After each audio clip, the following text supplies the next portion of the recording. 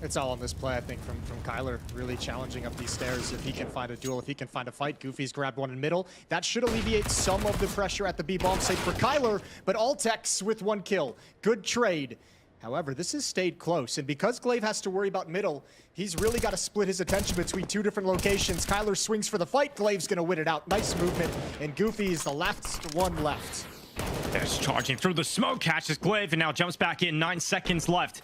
Goofy goes to the plant. Blameth throws utility out, but it's not going to land in time. And Goofy able to get the bomb down and start to drift out into the 1v1. And what a clutch. What a round from Goofy. 4 kills and the 1v1 to secure it against Blameth. Oh, Kylar now moving on up. Cliff gets taken out in the MAC-10. Oh, just right down for 2.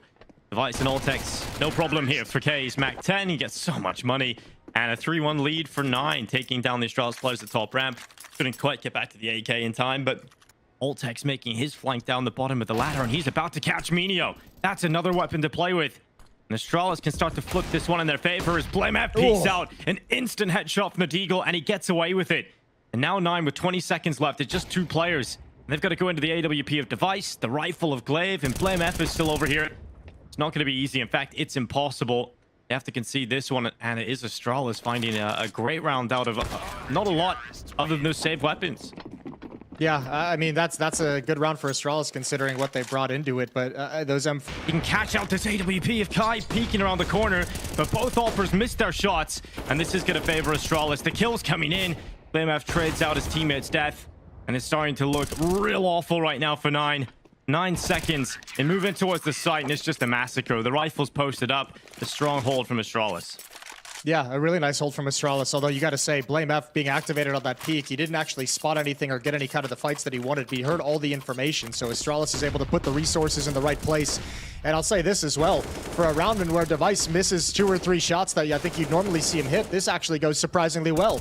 Good job from Blameth, good job from Glaive as well, shutting things down at the end of the day. Hey guys, if you want to upgrade your inventory, make sure to check out Hot Pizza GG. If you haven't played on Hot Pizza yet, make sure to use my promo code VLADOPART to get 50 cents for free, which means you can already open your first case. Also, Hot Pizza added daily free case, which you can open every 24 hours and get another skin there. If you don't like your skins, you can always try to upgrade them for something you want. Hot Pizza has many cool cases, so if you want to open them, there are different and convenient ways to make a deposit, like credit cards, skins, cryptocurrencies, and many other. Here, as an example, I opened Snowball case for $40 and managed to unbox $228 Huntsman knife. Withdrawing the skin was also super easy. Just go to your inventory, select the skin you want to withdraw, and you will get the trade offer in less than a minute. A link to the website will be in the description below. He has got help as well. Glaive tossing utility out. That's going to heat things up here. For 9 as they charge through short. Blameth gets overrun. And the Tech 9s are creating so much space here for 9. Device is now under pressure, calling for the rotations to come through. But the AWP has to unleash. He has to delay. And Device has done that so far. Good first pick. The rotate is in. And 9 call off the attack into the A side. They still have lots of time left.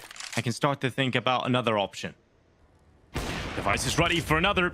Minio crosses in and Device connects with the AWP.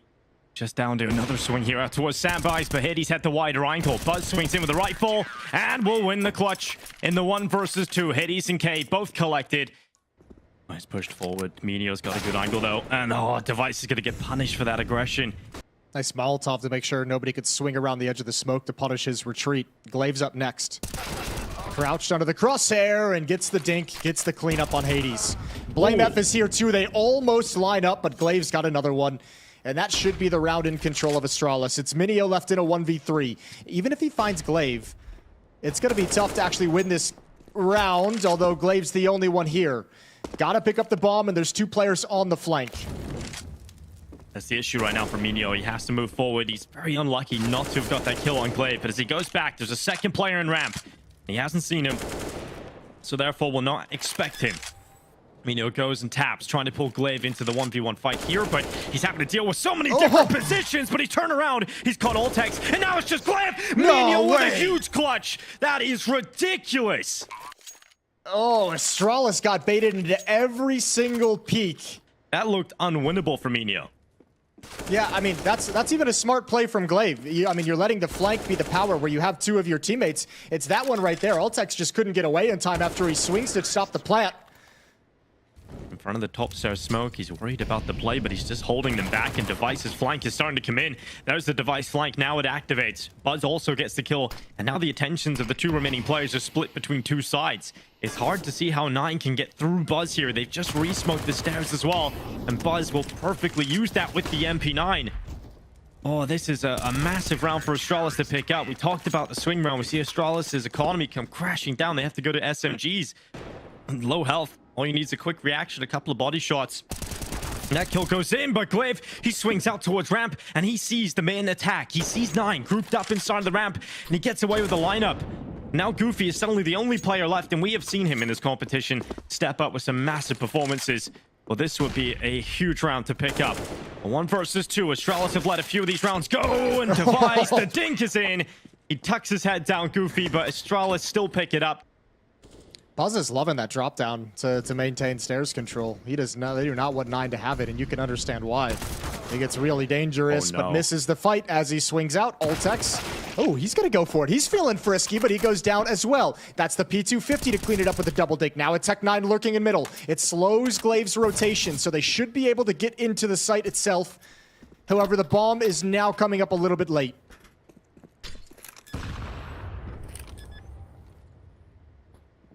The bomb does go down. A 3 versus 3 somehow made out of this mess for Astralis. They've got the flash ready to go.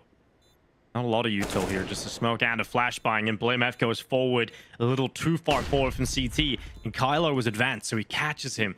And now Glaive trying to drop down from construction, knows where Kylo is playing from, takes him out immediately, but Device is gone, and now it is just Glaive trying to recover this entire round, and Minio is just hiding away at quad, looking to secure the advantage to end the first half, and he'll do exactly that. 8-7 from 9. Pretty far up. You're still worried about sandbags, and they're just looking to maintain this top ramp control as they slip through middle. The second prong of the approach is now being detected. Kylar takes Device's life, and K now swings with his dual Berettas, catches Altex, and Buzz, he's being held for, and he'll get no further than middle. It's not all falling apart here for Astralis' T-side pistol campaign, and it's a 9th round for 9. That is one-sided as hell. 35 seconds left. BlameF, oh, that's a big clear. That's a great kill to find. K was in a really powerful position. Now Goofy activates off the short, and Astralis trying to get in towards this B site. Kylar needs to come back, and the smoke's coming deep, and he is held in behind it. You won't see anybody come up close. So maybe feels emboldened to go for a play with the flash on in. It's a great flashbang from Goofy. It's a fantastic kill on Buzz. Now Astralis down to just 2 players in this post plant. They'll re-smoke out the right side of the generator. Ready for Goofy. He's got some cover around these default boxes, trying to play with his teammate towards the top of the stairway. And Glaive is running the clock down and the health, but it's only a 1v1. Kylar has a smoke. He can create that pressure by smoking out the bomb, but the time is ticking, and Altex is not making any mistakes. He's not swinging, and Kylar doesn't get it in time. He's not going to be able to pull off the round. He'll walk away with a kill, but that is Astralis finding an 8th round. That nade is going to make it even easier for the SMG to take them down quickly. Oh, it's so pretty. Oh, 3 kills for Kai right in middle. And goodbye, Astralis, in this round, unless Device and BlameF pull off. And Device, he is offered up first. Good angle from Goofy, no problem for him. Good trade from BlameF, but he will equally be traded out. 9. Just now when that run boost makes noise, K calls it out, so Kyler gets pulled over. There's 3 defenders here, and already Buzz goes down. Oh, Buzz gone, and Astralis just down to 3 players. That's their last few pieces of utility being thrown in, and they're getting caught. Okay, and Hades easily collect 2 lives, and it's just BlameF. Thrust into the clutch, 7 seconds. He's now decided to not plant the bomb, which means he is going to die without anything. And Kylar will catch him in the corner. So a 13th round for 9. Astralis, he's going to throw the nade down in towards Rabbit. This is risky from Hades to get the op in this spot, and that is going to cost him his life. Minio coming in to try and patch up that hole that Hades has created. And Minio has done well enough to get a double, or just a single. It's actually Kate that's coming in to help him from the sandbags, but Astralis are overrunning them, and now they've got some upgraded weapons. Are they ready for Goofy to come back? Of course. Glaive is. He's ready for it. Absolutely. And he'll get the kill, no problem. Suddenly just Kylar left in this chaotic position. He's got a 1v2 ahead of him. He hears that bomb plant, and he is very quick to get into a powerful position. He sees no one fading away towards ramp, so decides to look at short, and what a shot from Altex. Right over the top of the smoke. Quick kill from the young Dane. It might be perfect for this kind of situation, but BlameF was watching for that extension. And K walks right into the crosshair. Now Astralis can explode. There's no one close by on 9. No one's close enough and playing inside of the site. You've got to take a risk. And Hades swings out of the elevator alone. It's just one from him. Does get traded out. But it's all about the kills. And Astralis have got every one of them. He might have a shot at Buzz. Oh, what a flashbang. Great utility usage from Astralis in this round. And Device adds more on top. There's Glaive with another. And Astralis is going to be up to 12. And Hades... Is he even going to keep this? His Device is ready for the peek around, and Hades has no chance.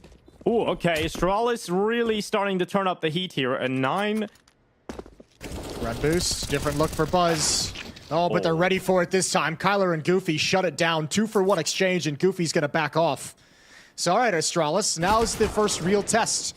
What do you do? What can you create when B Stairs does not work, when you don't have that success? Letting Altex make the move first with the health, and BlameF gets caught by the HE grenade. Brilliant nade from Minio sent on in. Now Altex has so many players to find. It's not an easy round here for him. 20 seconds, smoke double flash. Hard to see how he gets out of this one alive, to be honest. And he's going to get caught from the swing out from Minio. Good recovery there from 9. Maybe not two of his own size, but he's gone on in. Device helps him. Oh, BlameF. Great transfer out towards elevator with his crosshair. He's able to get that second kill very quickly. Goofy jumps down to claim his spoil of war, but Astralis are heading to 15. What a great round from BlameF again. Up the ramp, the read of where the swing is going to come from Hades. That's so nicely done. And you could see Astralis had the mentality that was going to be a low buy, that was going to be pistols.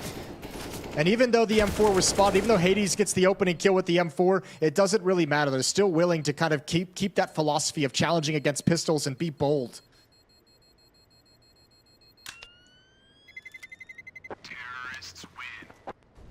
Looking for something in middle, and it doesn't come. Okay, Buzz is applying a little bit of pressure. He's going to get dropped, though. 3 on 5. And look at 9. They already know. That's B clear. Head to the other side of the map. Here's the execute. It's all on this for Astralis. Yeah, well, it's not going too well for Astralis here in the final round of regulation. Overtime almost surely locked in at this point.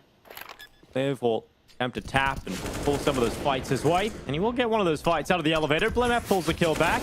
A lot more needed, and BlameF is helping with that. Another kill's come in, and Astralis have drawn this back to a 2 versus 2, but they line up for Hades. He drags them down with him. 15 to 15. Overtime is needed here at the Brazy Party semifinal. All 5 players for Astralis, and they're doing it quietly so far. Oh, what a shot from Glaive. Just running in. Just dry on the peak. Hades only good for 1. Device immediately trades back, but it's K at short that thought he had the up on them, but Buzz comes swiftly in from behind. Altex trying to just apply pressure, building off the success they've had earlier, but he's dinked. He's going to be put out of the fight. Hades slides into position. Good nade kill on the other side of the map, and good shot from Goofy, who gets a second on top. Oh, and it's a slaughter on the ramp. Oh, Device missed shot for a second, but will be taken out by Hades on the swing around. Oh, Device is just hoping he can spot K, but he's actually missed the timing. And K will use that one-way gap just to take out Device. What a big kill to find right away at the start of the round. Minio spots another one, and they're just getting absolutely destroyed around the sides of these smokes. It's only BlameF left, and he has taken so much damage on board. This is not the kind of round Astralis are hoping for. They gather up behind the smokes and ramp, and they just get absolutely wrecked. And he's only got 20 health with which to do it, so extremely unlikely. Goofy's already boosted up, and you'll never expect this if you're... Or will you? Or will you? Goofy still gets it at the end of the day. 9 take a 17-16 lead. Now he's at Tetris stuck. Flash goes up. He's blinded, and he swings right into it and just dies immediately. Altex now has everything to do. How long can he stand? And it's 2-3 for Altex. Great recovery to the round. When Buzz goes down with nothing, Altex triples up, and now a 4th. Oh, he's doing so much. He should have been dead to rights a long time ago. He was on for the ace, but cannot complete the kill. It does damage on Hades, down to 28 health. He'll tap, but the nade goes in, and the damage that Altex give him is enough to be finished off from the HE grenade. And this will make the A players feel a little more uncomfortable as well. Glaive has to watch multiple angles, which means he needs to speed up, and those steps will be heard. Hades was so deep. Glaive not ready for it. Buzz just swings out from quad, offers up his life, and it's a headshot for Minio. That's going to be 9, up to 18 rounds. And they are now 1 away from taking Vertigo. This is the difference. This is what will get them over the line here on Vertigo. Just one more. Otherwise, they'll get double overtime. Astralis do have that opportunity, just one round to tie things up again. Glaive is looking for that info now. He needs to stay up. He can't afford to go down yet. And now the swing out from Glaive. It's a good kill. And 9 with 30 seconds left. Need to start making this play. Ultex connects his headshot. Device watches the ramp walk out. And now looking very good for Astralis to take us all the way to double overtime. Minio will leap towards the site, but he's kind of missed it. He's kind of fumbled that one. And Hades with 15 seconds left. It's an impossible task winning this round. Astralis drag us all the way. We go again, Jason. Double overtime. I mean, if this is regulation and you're Astralis, you save 100%. They might just go for it due to the money and overtime. But oh, nice flashbang. Kyler blinded. Buzz gets the kill eventually. Oh. Another couple of kills coming in. Suddenly Astralis are getting kills. Now Goofy and Hades. In the 2 versus 2 now as Goofy draws that kill back. Missed shot from Hades. Time is ticking though. And that is the issue here for Astralis. They haven't left themselves any time to win the round. They go in. They do a lot of damage. They go in, give it a go in overtime. But he has decided to hide behind the sandbags, and given the fact there was no swing with Device, they probably think this is clear now. So this bait-in setup might actually work out for Playmat really well. They're not looking the right way, and he gets a double kill from it. Sure, he baits Device in that position, but he makes it work perfectly. And now Goofy left in the 1v4. 1v4, what can he do? Spots Blame F. There's time to play with an improvised Molotov, and Blame F wins the fight cold in the open. They've just deployed their last smoke. Good reaction from Kyler. Ultex needs to be a hero one more time, and he'll do it. Device adds a couple on top, and the attack is shut down. Oh, nice shot from K. There's still 35 seconds up here and 3 players to find.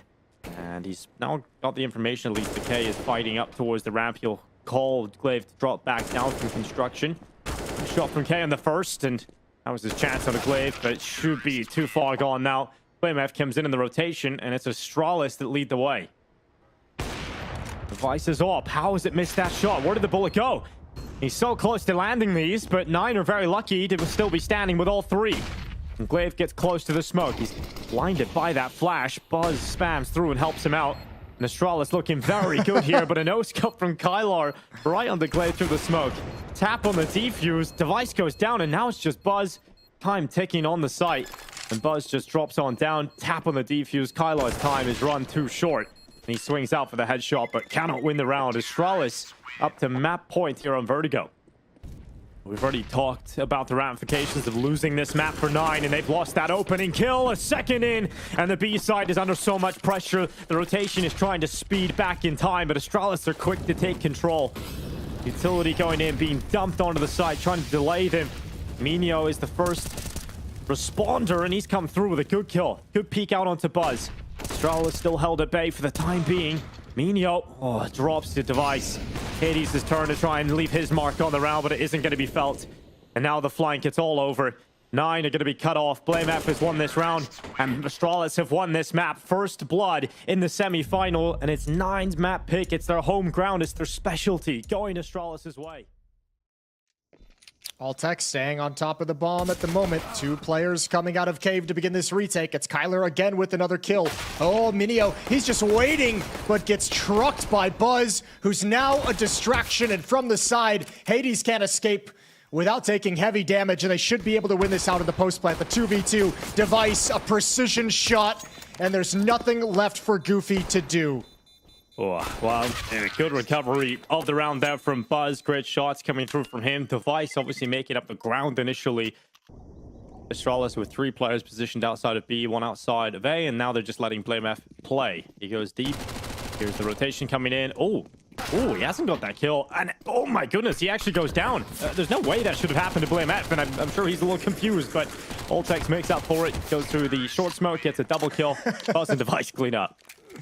Yeah, Blame has had a couple of crappy rounds to open things up, hasn't he? He got 1 tap by Kyler in the pistol, and now... Device at least doesn't overstep the mark. He's not a player that... He's getting flanked, though. He's actually getting flanked now, too. This could actually be really weird. If Device stays parked, okay, that's a huge kill, and the Deagle cannot land the shot, and Device gets on his horse. He's booked it. They know the location of the last 2 players. This round, and it's all good from here. This round should have gone so badly for Device. It's so many points. And somehow it all just works out perfectly for him. Look at this little bait and switch setup with Goofy, though. Hades needs this kill. He's got it. Altex finds one. Oh, Hades! What an aggressive jump. And oh, they all just fall away from his crosshair. And now they know where K is. They know how to deal with it. 20 seconds on the clock, and K is going to have to... Ooh, they almost give him a chance. They're going to A. Just, yeah, they definitely put a little bit of a risk in now crossing over, but... Blamef has a good angle, but his shoulder's too wide, and very lucky to be alive there. Very unlucky for K not to take that kill. And a 5-0 start here for Astralis on the T side. They go on fire. They're going to creep up on him. Eventually, they're going to go quite loud into this. Hades will start to call for it, but he needs to get multi-kill after multi-kill here. He's got himself one. Altex has fallen. Hades completely blinded, forced him behind the donut. He's done well to stay up there. And the rotation in from Minio. He catches both of them, but no kill on the second player. Just one. Glaive now on 2 HP, and he is dancing with death, and that is a dance he will not complete. Finally, 9 will pick up their first round. A little bit of utility. Smoke, 2 flashes, and a Molotov. Now Minio knows that's the bomb dropped early, and he can back away and play it safe. However, with utility, I mean, Astralis could actually find some safety. They can get the bomb planted once they clear out the angles and actually have a decent enough post plant to try and convert this. Oh, Device misses the shot. They don't get the bomb down, and now Blamef is in an impossible position. Him on the default boxes. They can walk up on him. Dishes out death on one, but Goofy comes around Donut. He just had too many positions to worry about that. He's kind of playing the perfect spot for it, not to be overrun or overwhelmed, and he can just peek out from Temple. Blamef from Donut, though, catches Kai unsuspecting. He just walks right into him. These kills keep coming in for 9. Astralis will just have to take the bomb plant for the time being. And now they look to try and fend off this retake attempt. Buzz is cleared out. Nino with a swift answer. And Blamef, they know where he is. They know he's pinned in the back of the donut. They can try and get on this defuse. He was very close to it. He almost should have had that denial of the defuse. It just doesn't stick it long enough, and Blamef does get around the elbow corner just in time before he gets caught behind. Hey, here's the scope of Hades. So setting up Device instead to go with that based on the info. Missed shot on the second time for Device, but Glaive's rifle will go in and take that fight instead. And now Minio left, the last remaining player coming in from the backside. You got to give a shout out to Buzz and Blamef for the way they opened up A, even though Buzz gets traded immediately after, trying to be a little too aggressive, perhaps. It's what pulled the rotation to open up and soften the defense over at B. Blamef parked on the bomb, gets the final kill, and Astralis is back on the board. And now they push far up. Hades again, aggressive. How does he win that versus Device? Ooh! Oh my God, how are they recovering this one? Hades jumps up though. Altex finally puts him in the ground, but what great work it is from 9 to recover this into the 2 versus 2, but it's been offered up. Goofy walks in middle, didn't really have a whole lot of info, and Buzz just holds, and patience pays off. The 2 youngsters for Astralis closed the round, but that should have been a little more smooth sailing considering the start from Blamef. Minio is going to try and come through, but he gets hit in the face by the smoke, so he's forced back. There goes K, and it's time to save. Time to save if you even can, and you can't. That's so depressing. That is a nice little B rush from Astralis. And they're going to leave themselves with not enough to really come back into this, Jason, even if they did have a decent T side.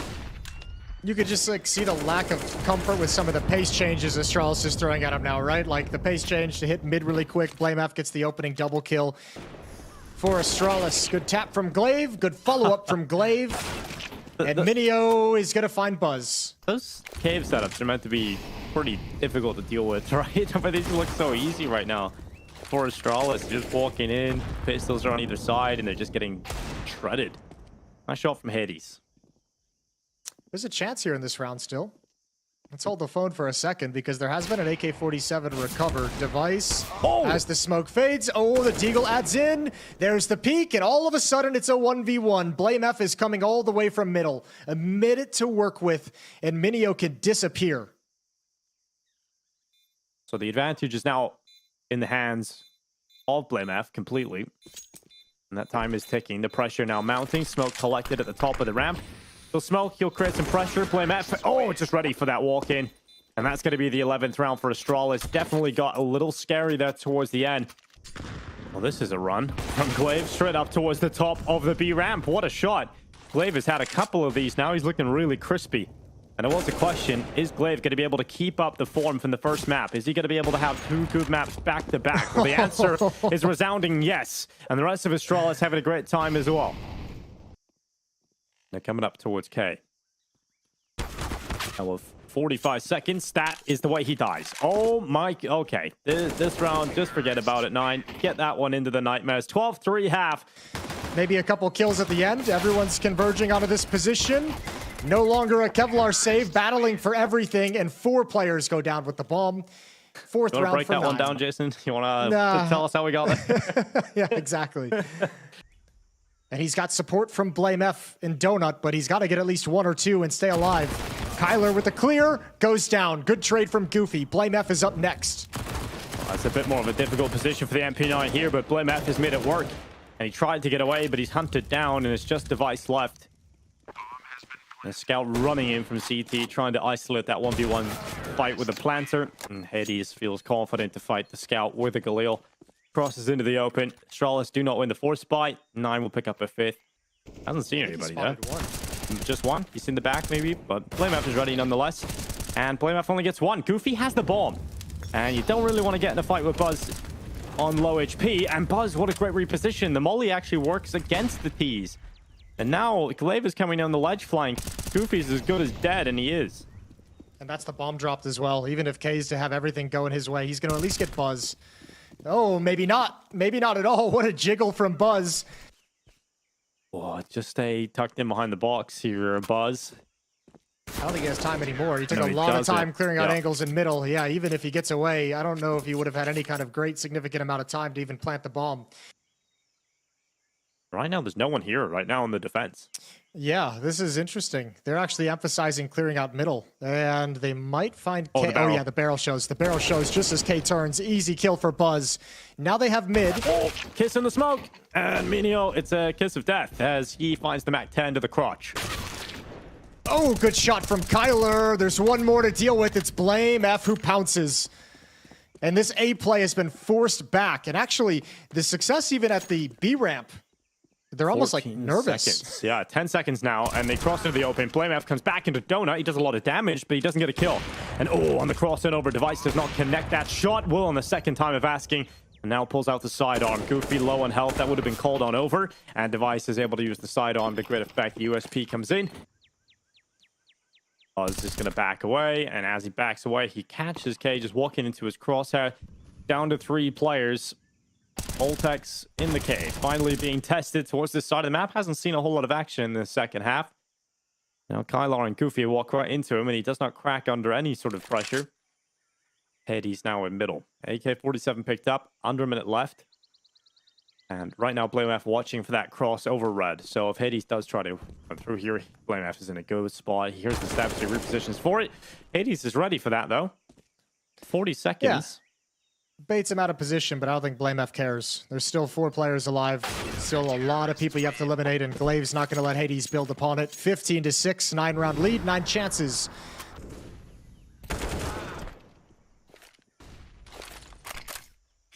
Good win from Buzz. 5-on-4. And that's an AK-47 taken away. Kyler stuck on a Tech 9. So little utility as well for 9. 2 flashes into smoke for the rest of the round. Ooh, and Device isn't going to let him get past. Yeah, nice and easy for Device, and he's just going to hold the same position. He wasn't pressured away from it. Now the smoke and the flash, that will pressure him to fall back and gives more space for 9. But the rotation's in, and it's all strong towards this long side. Apeks takes Goofy away. You have to now cross into the AWP of Device, and there's just one more kill, and Device will lock it in. The grand final for Astralis is looming. Their first tournament out with Apeks. Look at this rotation in from Astralis. Look how many players are over here already. And it's getting real messy for the side of 9 in this post plant. Device and Glaive coming in with a double each. And Goofy now the mid rotator. He has to try and come through construction and take everybody out. Yeah, that's a very nice defense for Astralis. They were there so quick. This defuse is being stuck, no chance. Even with a couple of nice shots, way too many bodies and way too far to go, and that's the pistol round for Astralis.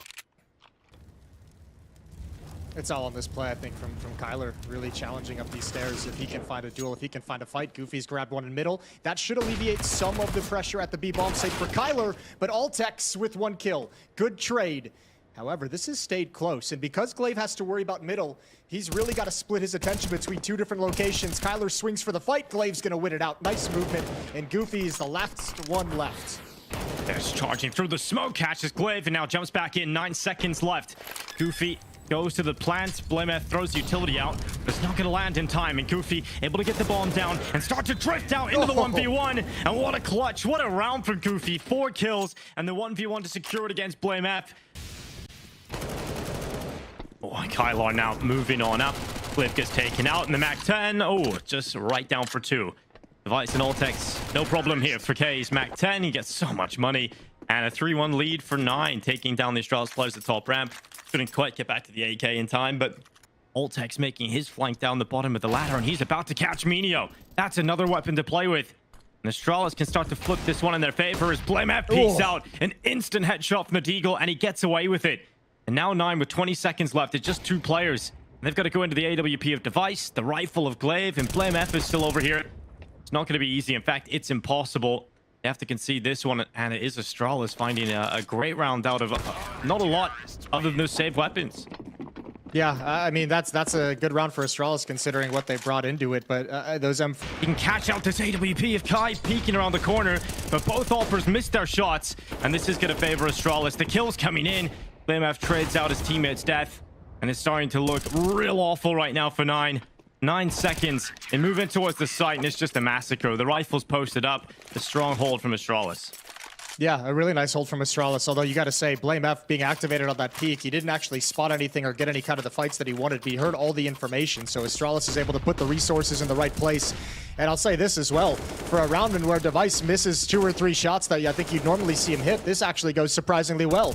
Good job from Blameth, good job from Glaive as well, shutting things down at the end of the day. Hey guys, if you want to upgrade your inventory, make sure to check out Hot Pizza GG. If you haven't played on Hot Pizza yet, make sure to use my promo code VLADOPART to get 50 cents for free, which means you can already open your first case.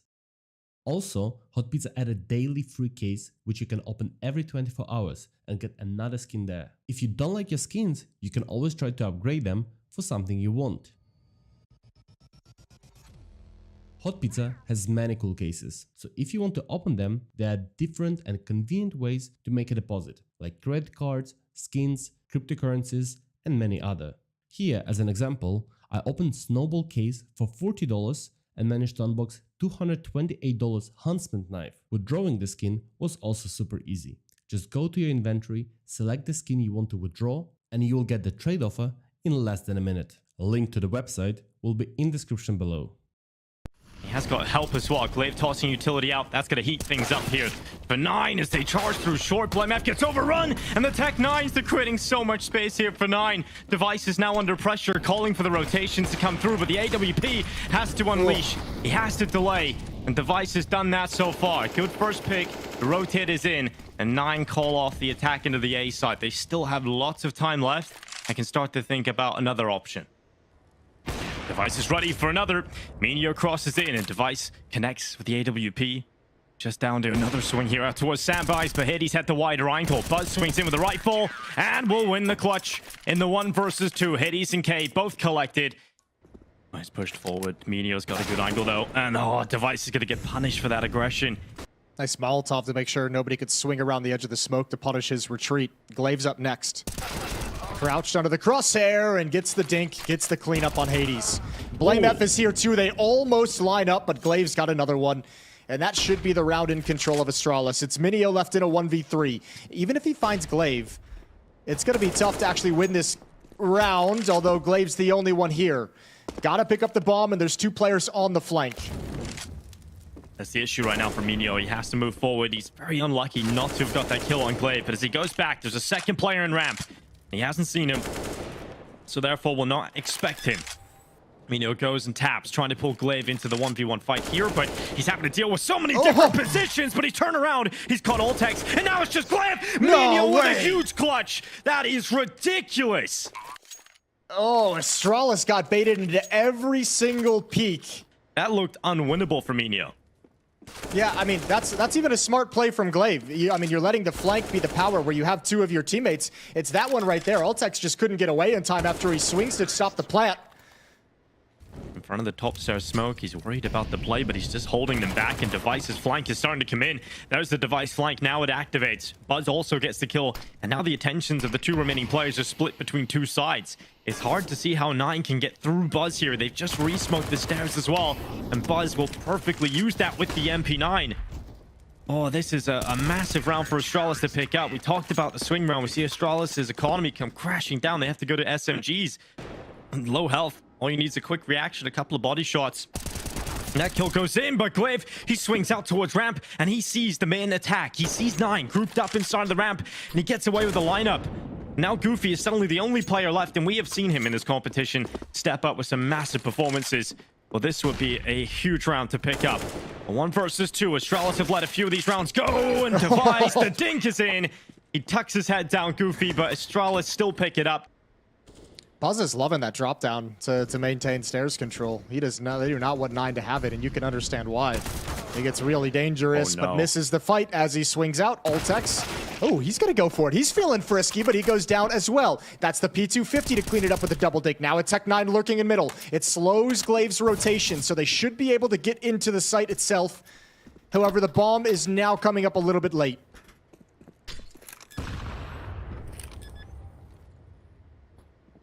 The bomb does go down. A 3 versus 3 somehow made out of this mess for Astralis. They've got the flash ready to go. Not a lot of util here, just a smoke and a flashbang, and BlameF goes forward a little too far forward from CT, and Kylo was advanced, so he catches him. And now Glaive trying to drop down from construction, knows where Kylo is playing from, takes him out immediately, but Device is gone, and now it is just Glaive trying to recover this entire round, and Minio is just hiding away at quad, looking to secure the advantage to end the first half, and he'll do exactly that. 8-7 from 9. Pretty far up. You're still worried about sandbags, and they're just looking to maintain this top ramp control as they slip through middle. The second prong of the approach is now being detected. Kylar takes Device's life, and K now swings with his dual Berettas, catches Altex, and Buzz, he's being held for, and he'll get no further than middle.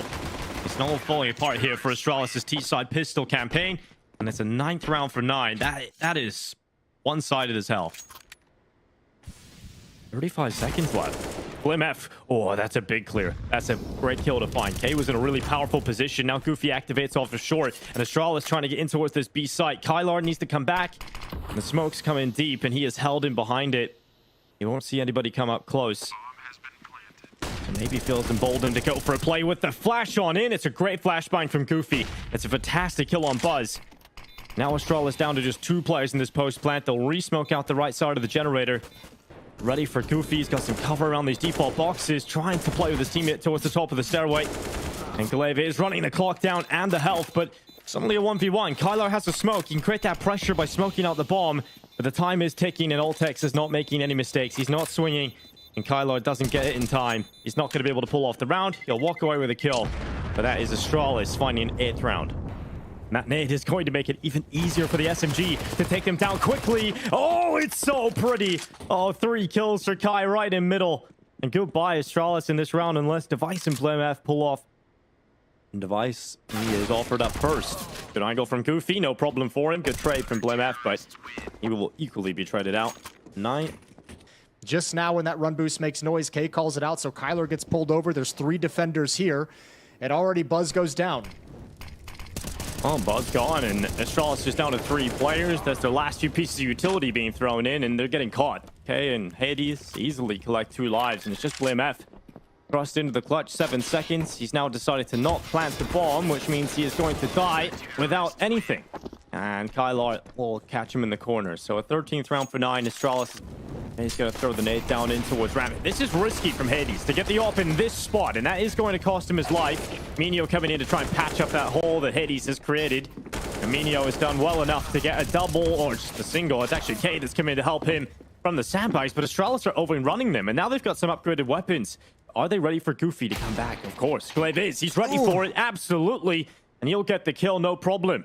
Suddenly just Kylar left in this chaotic position. He's got a 1v2 ahead of him. He hears that bomb plant, and he is very quick to get into a powerful position. He sees no one fading away towards ramp, so decides to look at short, and what a shot from Altex. Right over the top of the smoke. Quick kill from the young Dane. It might be perfect for this kind of situation, but BlameF was watching for that extension. And K walks right into the crosshair. Now Astralis can explode. There's no one close by on 9.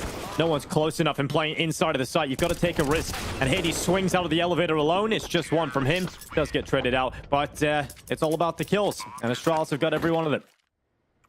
He might have a shot at Buzz. Oh, what a flashbang. Great utility usage from Astralis in this round. And Device adds more on top. There's Glaive with another. And Astralis is going to be up to 12. And Hades...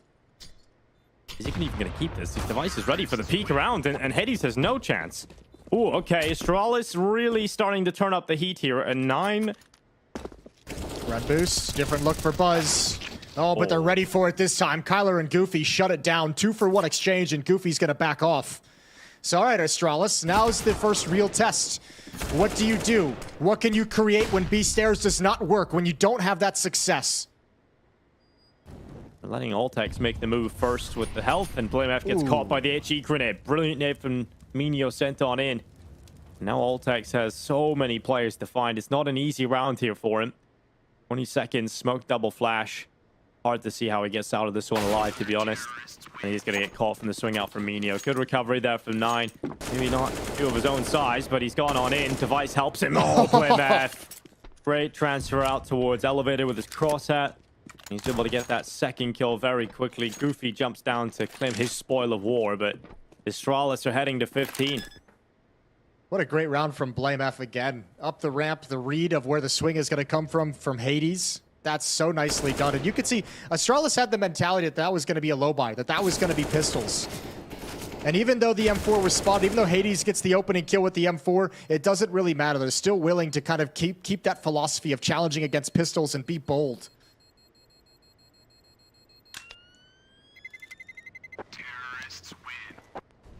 Looking for something in middle, and it doesn't come. Okay, Buzz is applying a little bit of pressure. He's going to get dropped, though. 3 on 5. And look at 9. They already know. That's B clear. Head to the other side of the map. Here's the execute. It's all on this for Astralis. Yeah, well, it's not going too well for Astralis here in the final round of regulation. Overtime almost surely locked in at this point. They will attempt to tap and pull some of those fights his way. And he will get one of those fights out of the elevator. BlameF pulls the kill back. A lot more needed, and BlameF is helping with that. Another kill's come in, and Astralis have drawn this back to a 2 versus 2, but they line up for Hades. He drags them down with him. 15 to 15. Overtime is needed here at the Brazy Party semifinal. All 5 players for Astralis, and they're doing it quietly so far.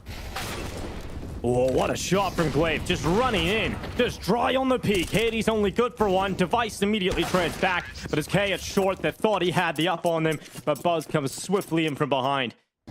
Altex trying to just apply pressure, building off the success they've had earlier, but he's dinked. He's going to be put out of the fight. Hades slides into position. Good nade kill on the other side of the map, and good shot from Goofy, who gets a second on top. Oh, and it's a slaughter on the ramp.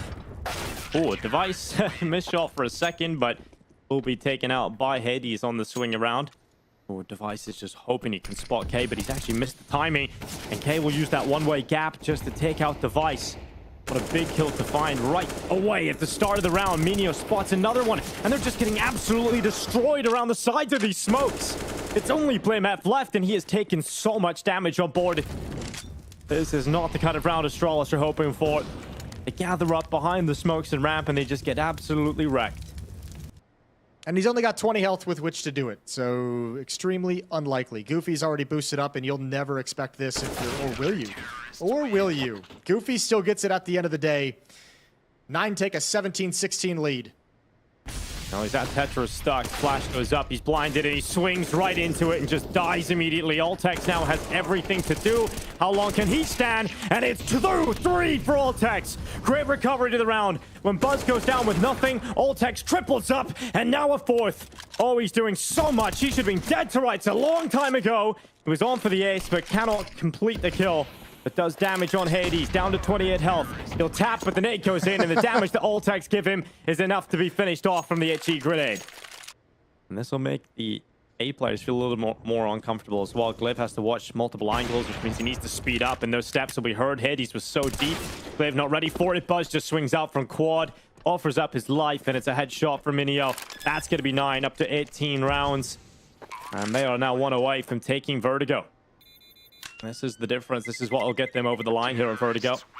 Just one more. Otherwise, they'll get double overtime. Astralis do have that opportunity, just one round to tie things up again. Glaive is looking for that info now. He needs to stay up. He can't afford to go down yet. And now the swing out from Glaive. It's a good kill. And 9 with 30 seconds left. Need to start making this play. Apeks connects his headshot. Device watches the ramp walk out. And now looking very good for Astralis to take us all the way to double overtime. Minio will leap towards the site, but he's kind of missed it. He's kind of fumbled that one. And Hades with 15 seconds left. It's an impossible task winning this round. Astralis drag us all the way. We go again, Jason. Double overtime. I mean, if this is regulation and you're Astralis, you save 100%. They might just go for it due to the money and overtime. But oh, nice flashbang. Kyler blinded. Buzz gets the kill eventually. Oh. Another couple of kills coming in. Suddenly Astralis are getting kills. Now Goofy and Hades. In the 2 versus 2 now as Goofy draws that kill back. Missed shot from Hades. Time is ticking though. And that is the issue here for Astralis. They haven't left themselves any time to win the round. They go in. They do a lot of damage. They go in, give it a go in overtime. But he has decided to hide behind the sandbags. And given the fact there was no swing with Device, they probably think this is clear now. So this bait-in setup might actually work out for Playmat really well. They're not looking the right way, and he gets a double kill from it. Sure, he baits Device in that position, but he makes it work perfectly. And now Goofy left in the 1v4. 1v4, what can he do? Spots Blame F. There's time to play with an improvised Molotov, and Blame F wins the fight cold in the open. They've just deployed their last smoke. Good reaction from Kyler. Apeks needs to be a hero one more time, and he'll do it. Device adds a couple on top, and the attack is shut down. Oh, nice shot from K. There's still 35 seconds up here and 3 players to find. And he's now got the information, at least the K is fighting up towards the ramp. He'll call Glaive to drop back down from construction. Nice shot from K on the first, and that was his chance on the Glaive, but it should be too far gone now. BlameF comes in the rotation, and it's Astralis that lead the way. Device is up. How has it missed that shot? Where did the bullet go? He's so close to landing these, but 9 are very lucky to still be standing with all 3. And Glaive gets close to the smoke. He's blinded by that flash. Buzz spams through and helps him out.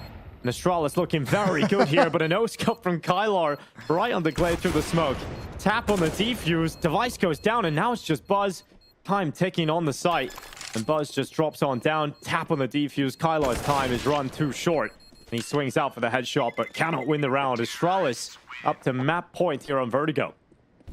We've already talked about the ramifications of losing this map for 9, and they've lost that opening kill. A second in, and the B side is under so much pressure. The rotation is trying to speed back in time, but Astralis are quick to take control. Utility going in, being dumped onto the side, trying to delay them. Minio is the first responder, and he's come through with a good kill. Good peek out onto Buzz. Astralis still held at bay for the time being. Minio, drops the Device. Hades' turn to try and leave his mark on the round, but it isn't going to be felt. And now the flank, it's all over. 9 are going to be cut off. BlameF has won this round, and Astralis have won this map. First blood in the semi-final, and it's 9's map pick. It's their home ground. It's their specialty. Going Astralis' way. Apeks staying on top of the bomb at the moment. 2 players coming out of cave to begin this retake. It's Kyler again with another kill. Oh, Minio, he's just waiting, but gets trucked by Buzz, who's now a distraction. And from the side, Hades can't escape without taking heavy damage, and they should be able to win this out of the post plant. The 2v2 Device, a precision shot, and there's nothing left for Goofy to do. Oh, well, and a good recovery of the round there from Buzz. Great shots coming through from him. Device obviously making up the ground initially. Astralis with 3 players positioned outside of B, 1 outside of A, and now they're just letting BlameF play. He goes deep. Here's the rotation coming in. Oh, he hasn't got that kill. And oh my goodness, he actually goes down. There's no way that should have happened to BlameF, and I'm sure he's a little confused, but Apeks makes up for it. Goes through the short smoke, gets a double kill. Buzz and Device clean up. Yeah, Blame has had a couple of crappy rounds to open things up, hasn't he? He got one tap by Kyler in the pistol, and now Device at least doesn't overstep the mark. He's not a player that he's getting flanked, though.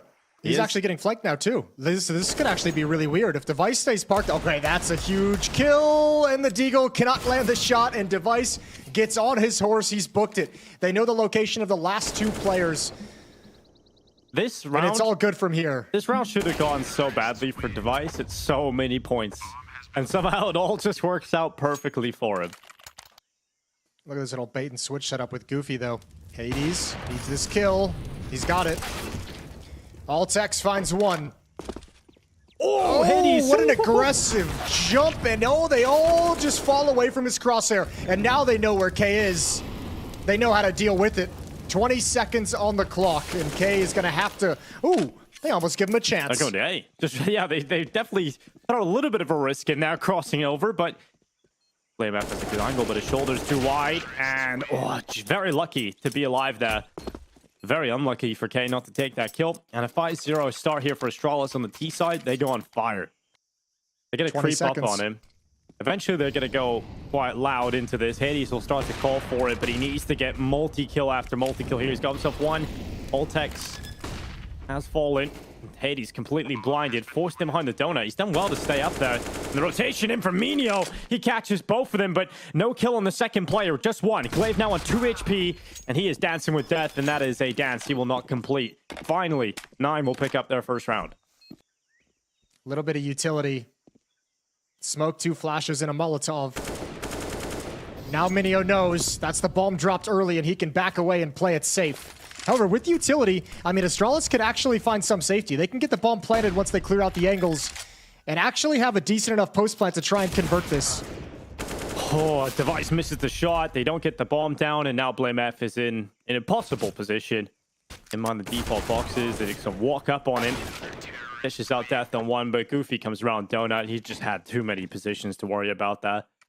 He's kind of playing the perfect spot for it, not to be overrun or overwhelmed, and he can just peek out from Temple. Blamef from Donut, though, catches Kai unsuspecting. He just walks right into him. These kills keep coming in for 9. Astralis will just have to take the bomb plant for the time being. And now they look to try and fend off this retake attempt. Buzz gets cleared out. Nino with a swift answer. And Blamef, they know where he is. They know he's pinned in the back of the donut. They can try and get on this defuse. He was very close to it. He almost should have had that denial of the defuse.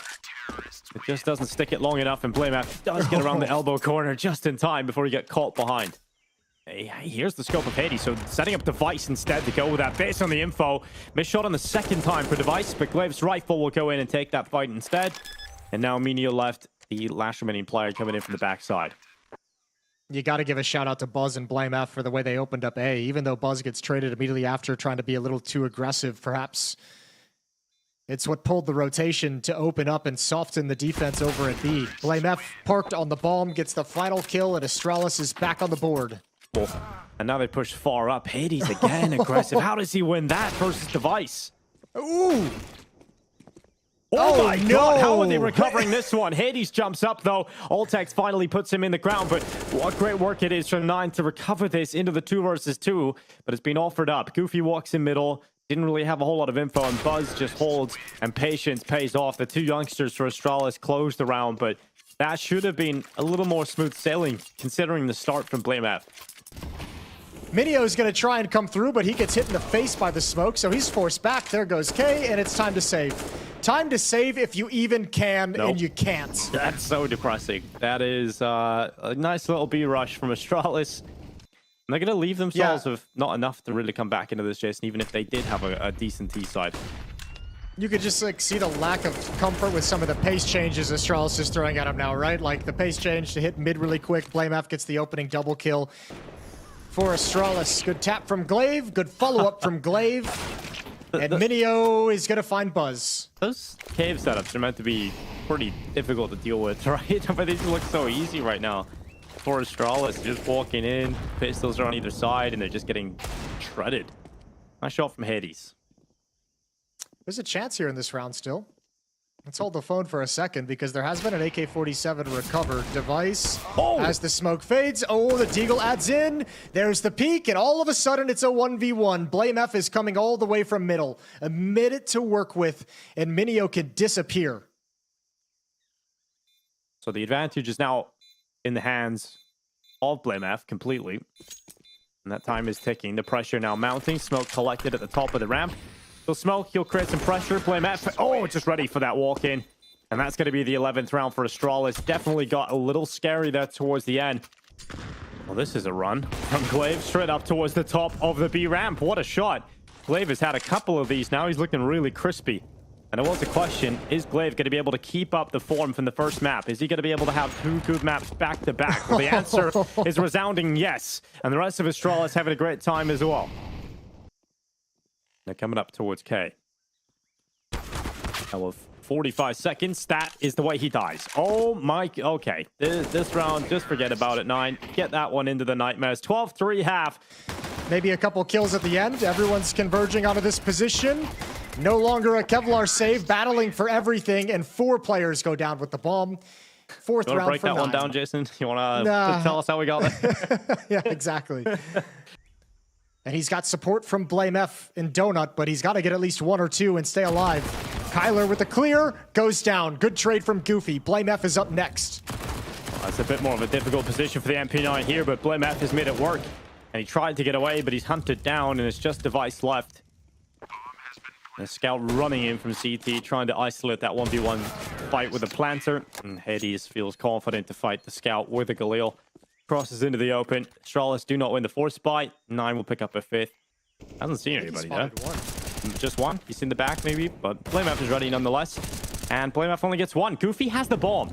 And you don't really want to get in a fight with Buzz on low HP. And Buzz, what a great reposition. The molly actually works against the tease. And now Glaive is coming down the ledge flank. Goofy's as good as dead, and he is. And that's the bomb dropped as well. Even if K's to have everything going his way, he's going to at least get Buzz. Oh, maybe not. Maybe not at all. What a jiggle from Buzz. Oh, just stay tucked in behind the box here, Buzz. I don't think he has time anymore. He took No, a he lot of doesn't. time clearing out Yeah. angles in middle. Yeah, even if he gets away, I don't know if he would have had any kind of great significant amount of time to even plant the bomb. Right now, there's no one here right now in the defense. Yeah, this is interesting. They're actually emphasizing clearing out middle, and they might find Oh, K. the barrel. Oh yeah, the barrel shows. The barrel shows just as K turns. Easy kill for Buzz. Now they have mid. Oh, kiss in the smoke. And Minio, it's a kiss of death as he finds the MAC-10 to the crotch. Oh, good shot from Kyler. There's one more to deal with. It's Blame F who pounces. And this A play has been forced back. And actually, the success even at the B ramp, they're almost like 14 nervous. seconds. Yeah, 10 seconds now, and they cross into the open. Blame F comes back into Donut. He does a lot of damage, but he doesn't get a kill. And oh, on the cross and over, Device does not connect that shot. Will on the second time of asking. And now pulls out the sidearm. Goofy low on health. That would have been called on over. And Device is able to use the sidearm to great effect. The USP comes in. Buzz is going to back away. And as he backs away, he catches K just walking into his crosshair. Down to 3 players. Apeks in the cave, finally being tested towards this side of the map. Hasn't seen a whole lot of action in the second half. Now Kylar and Goofy walk right into him, and he does not crack under any sort of pressure. Hades now in middle. AK-47 picked up, under a minute left. And right now, Blame F watching for that cross over red. So if Hades does try to come through here, Blame F is in a good spot. He hears the steps, he repositions for it. Hades is ready for that, though. 40 seconds. Yeah. Baits him out of position, but I don't think Blame F cares. There's still 4 players alive. Still a lot of people you have to eliminate, and Glaive's not going to let Hades build upon it. 15-6, 9-round lead, 9 chances.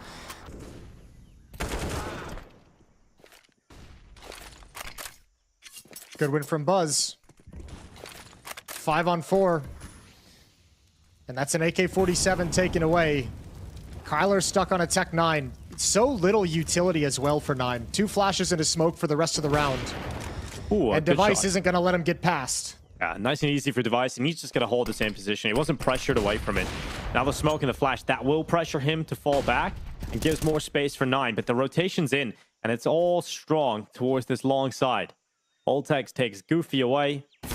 You have to now cross into the AWP of Device, and there's just one more kill, and Device will lock it in. The grand final for Astralis is looming. Their first tournament out with Apeks. Look at this rotation in from Astralis. Look how many players are over here already. And it's getting real messy for the side of 9 in this post plant. Device and Glaive coming in with a double each. And Goofy now the mid rotator. He has to try and come through construction and take everybody out. Yeah, that's a very nice defense for Astralis. They were there so quick. This defuse is being stuck. No chance. Even with a couple of nice shots.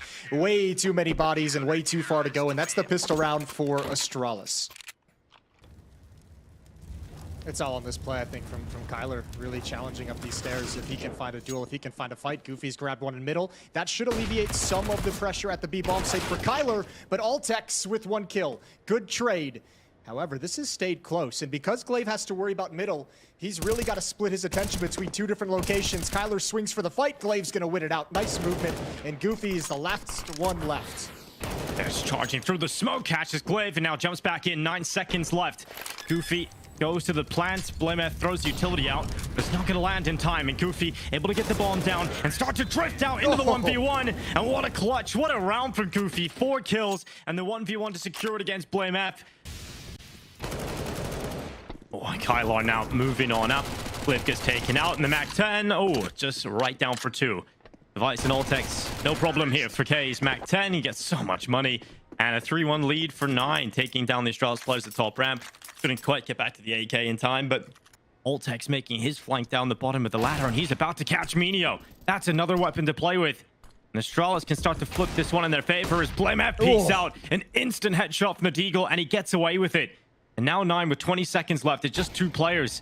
And they've got to go into the AWP of Device, the rifle of Glaive, and Blameth is still over here. It's not going to be easy. In fact, it's impossible.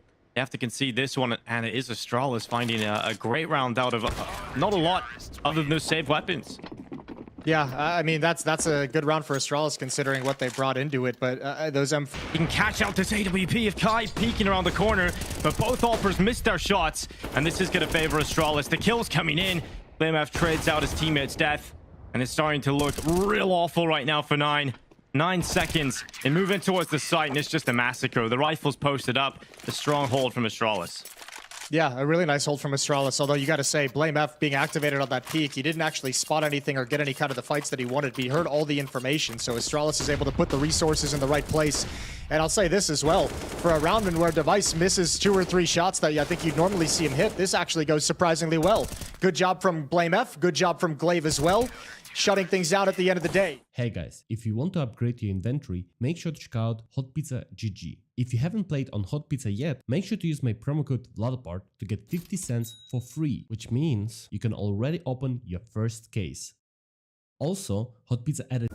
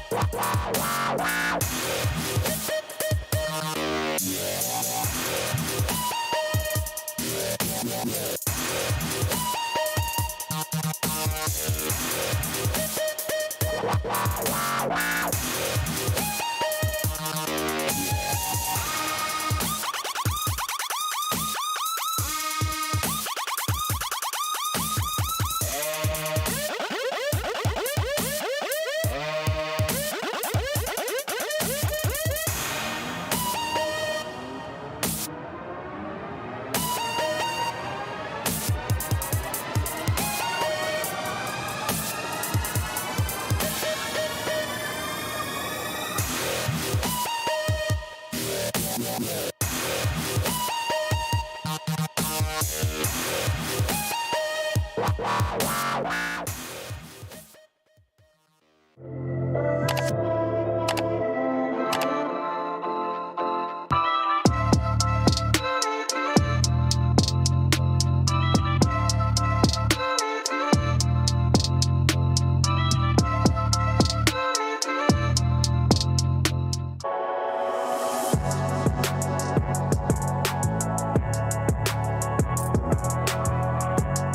the dog? You gonna get it right. Roobet. You bet, who bet?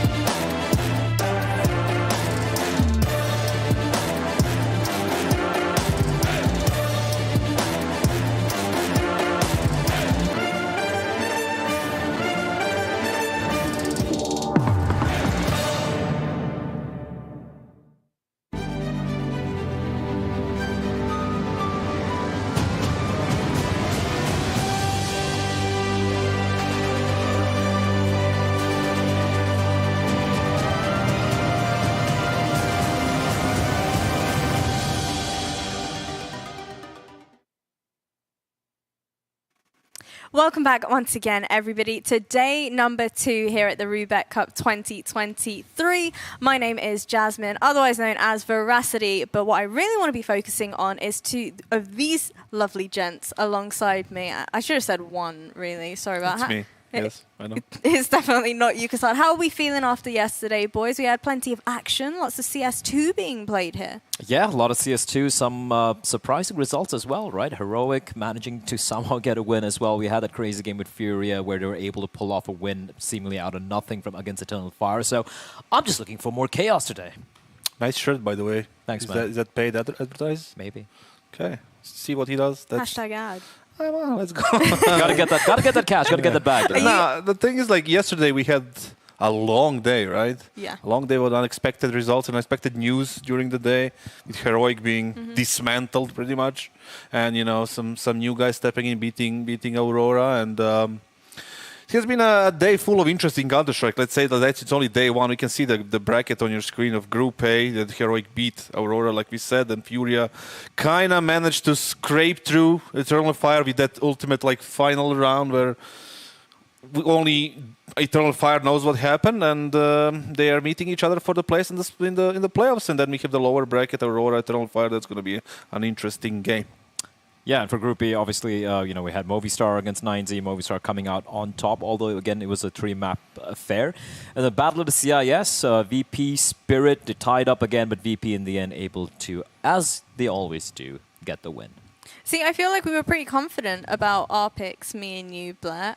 Kassad was false confidence. I got 3 out of 4. I'm pretty happy with that. I think we all ended on 3. Yes, we did. Apart from Kassad, who ended on 0. But anyways, Kassad, you know what? This is your chance for redemption because today's games are going to be focusing on groups C and D as well. So as we take a look at our matchups, we've got Astralis versus 9. We'll be diving into that one a little bit deeper later on. How are we feeling about Big and Apeks? Big has been playing decent Counter-Strike in the last few months. It's just like top 5 team. Like, for example, Maui would like to kind of say and see. At least online. But they are playing decent Counter-Strike, and they're playing Apeks, who didn't do well in Sydney, who got a kind of roster change, and you know they're just struggling a little bit. And then we have Group D, Monty against OG that's kind of all over the place. You can't really say anything good or bad about them. They're just like there, filling up the spots, and then obviously the Fnatic against NIP. We saw Fnatic playing good in Sydney, decent Counter-Strike, and NIP with a surprisingly bad news for everyone. Surprisingly? Well, surprisingly that they can do it in such a consecutive manner. It's always like the bad news. You just kind of makes you wonder like how did they do it? It is kind of wild as well, right? Like even with this S-Attack thing coming in as an IGL, and I think it was an interview or something given by Thread, or he made a statement saying this isn't even the final form they're looking for. So even this team we're seeing here for NIP at this event, it's a team in flux. We don't know what they're going to really be getting. The only thing I can expect from them is just, in all honesty, I have to be I know what we are not disappointment. getting. That's a good team. True. Sadly, for some of those players that actually have talent to be a part of our organization that has no idea what they are doing, pretty much like a blind man on a minefield. That's how they look like when a blind man in a minefield. just like wondering, hoping that they're gonna, not blow up. yeah. All right, well, thank you. Another beautiful quote from Kassad there. Focusing a bit more, though, on Monty and OG. That's the matchup that's going to be taking place on the B stream. Monty, obviously, 7th to 8th from their IEM Sydney performance. Maybe you guys can give us a bit more context and info about that. I think for Monty, but they've been putting in a lot of work. I saw some pretty cool stuff coming out from them as a team as well. They have a pretty, at least on the T side, what we saw was a pretty simple approach, similar to BetBoom, so to speak. The fundamentals are pretty solid. The individuals are not relying on like one player stepping up and being, just taking over the server. He had players like Bro have his moments, Demka as usual being a threat. So for me, honestly, Monty are a more known quantity coming to this matchup, and I will actually say they might be the firm favorites in this particular game. Yeah, I do agree. But they have this thing there. They keep changing IGLs.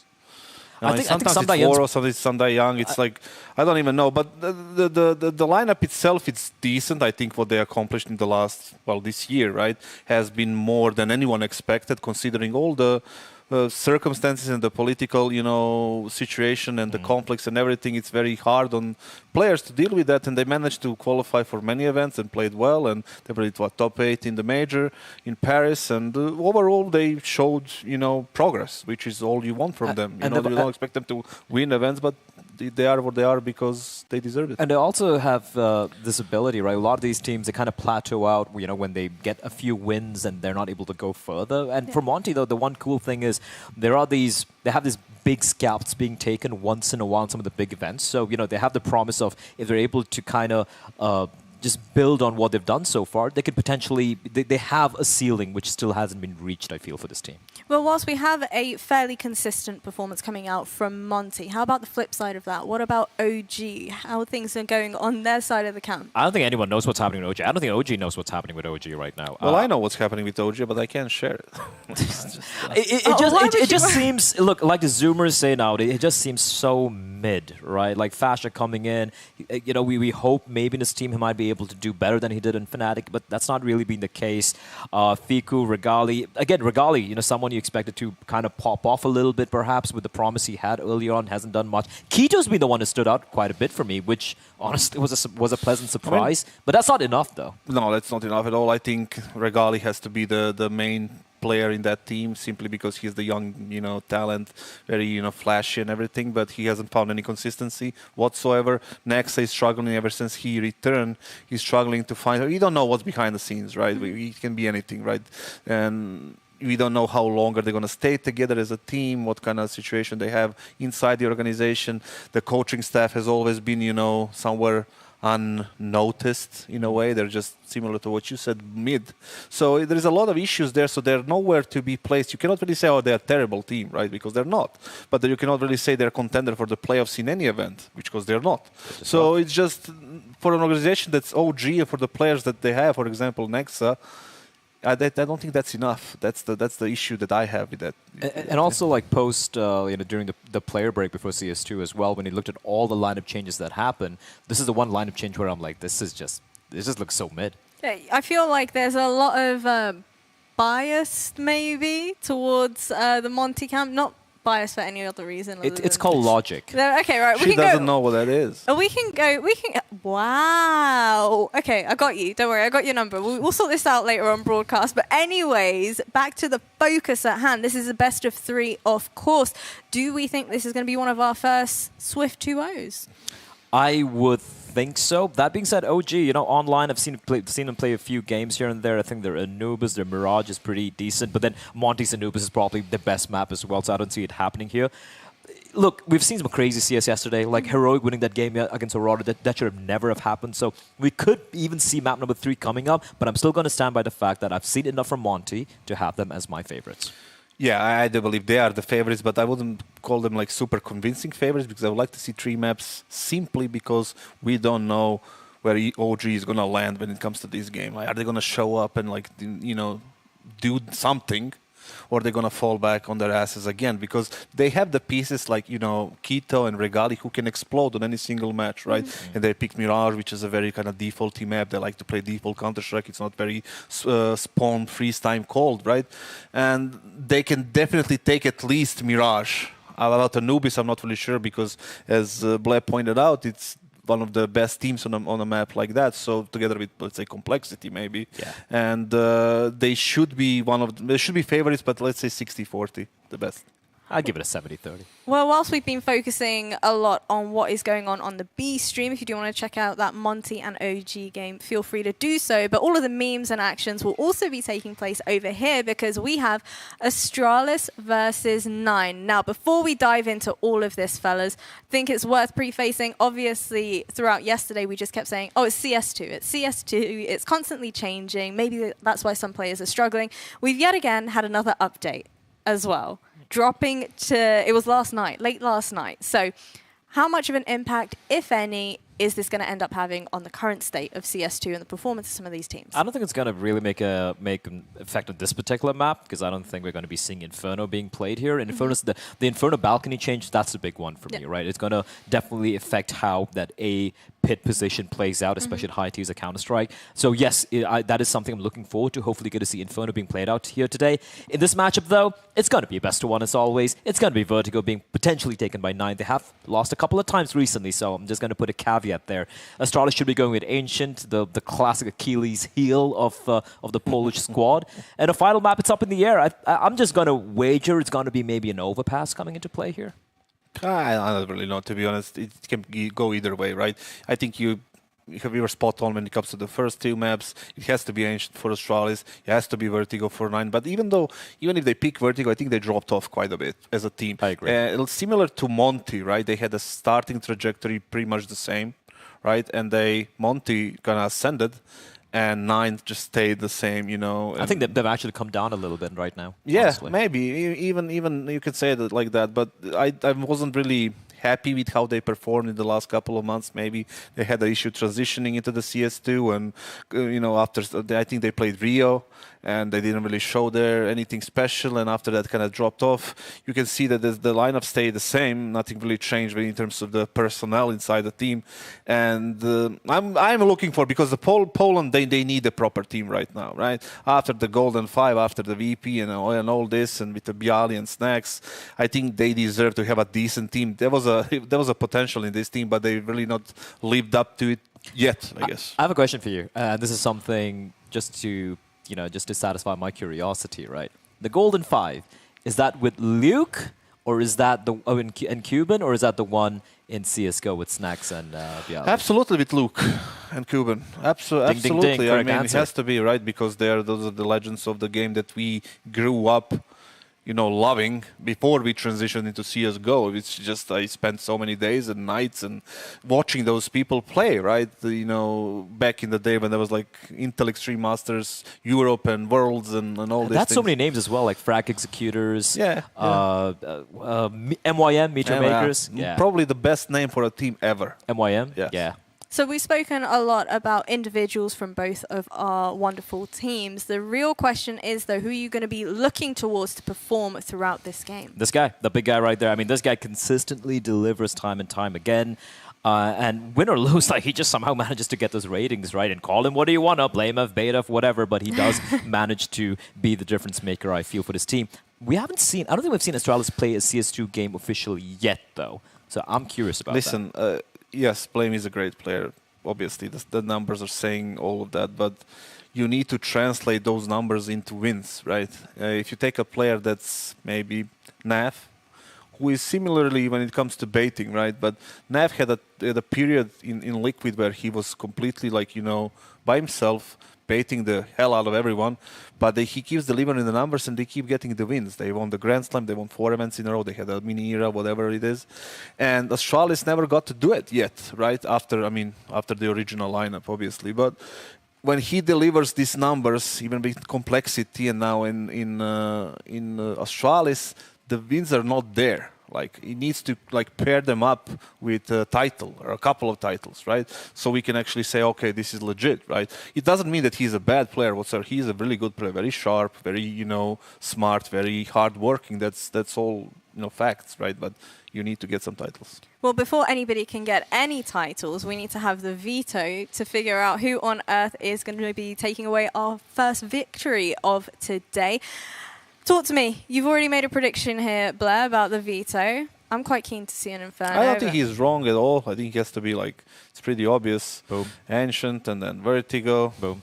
Oh, Mirage. Oh. Has to be a Vertigo band. Oh, there we go. That's spicy. This is a gift, right? This is a gift for Astralis. Well, I mean, is it? And you got the Overpass as well as a decider. But The Vertigo pick not coming in. This might be the very first time in the past 6 months, a year, that 9 have not picked Vertigo when given the opportunity. So I'm hoping, Kassad, that they put in some work there, because their Vertigo, as you pointed out, right, even though it was such a stronghold for them historically this year, they have struggled recently in the past. They have lost a couple of times on CS2 as well. So maybe switching up the map pool might be the key to their success, perhaps. Or key to their complete demise. Or a quick 2-0 for Astralis. You never know. You never know. But the thing is, I feel like it's one of two things, but I'm leaning towards the first one. That's the fact that they lost confidence in their Vertigo, and they were trying to do something different, right? But that's something that happened to my teams multiple times. It does happen.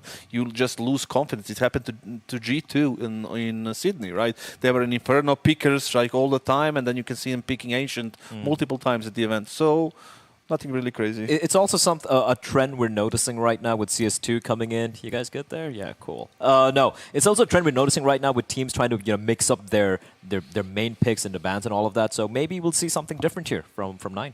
Maybe we will, but I'll tell you now what is not different is the fact that Kassad is definitely not going to get a correct prediction here today. So let's go ahead and very quickly revisit all of our wonderful predictions for today. Obviously, you can see every single person here topping the charts, apart from Kassad. What do you make of his picks today, Blair? I think he walked on the right side of the bed. I completely agree with Kassad. I think he's an intelligent human being. Anders, as usual, being a little loony there with a 9 pick. But I think most of us just agree on the fact that, these are pretty one-sided matches. There is logic here, so we have to follow it, right? There is no... The logic? Oh, yes. How about yesterday, Kassad? Yesterday was different type of logic. Non-existent. Genius logic. Of course, absolutely. Absolutely. People don't appreciate genius, actually. Yeah, I'm just ahead of my time. It's fine. All right, fellas. Well, I'm going to go ahead and figure out whether or not Henry and Anders agree with the fact that you're way ahead of your time and well and truly a genius.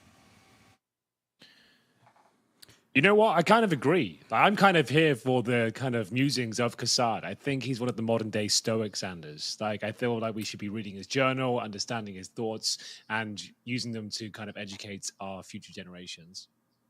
Yeah, genius is often not appreciated in their own time. It'll be after their death. I bet historians will go back and look at some of Kassad's tweets and just be like, yeah, he was onto something. I imagine. Henry, how are you doing? You were telling me before we went live, you were saying you were considering dating only women above 50. Do you want to expand on that?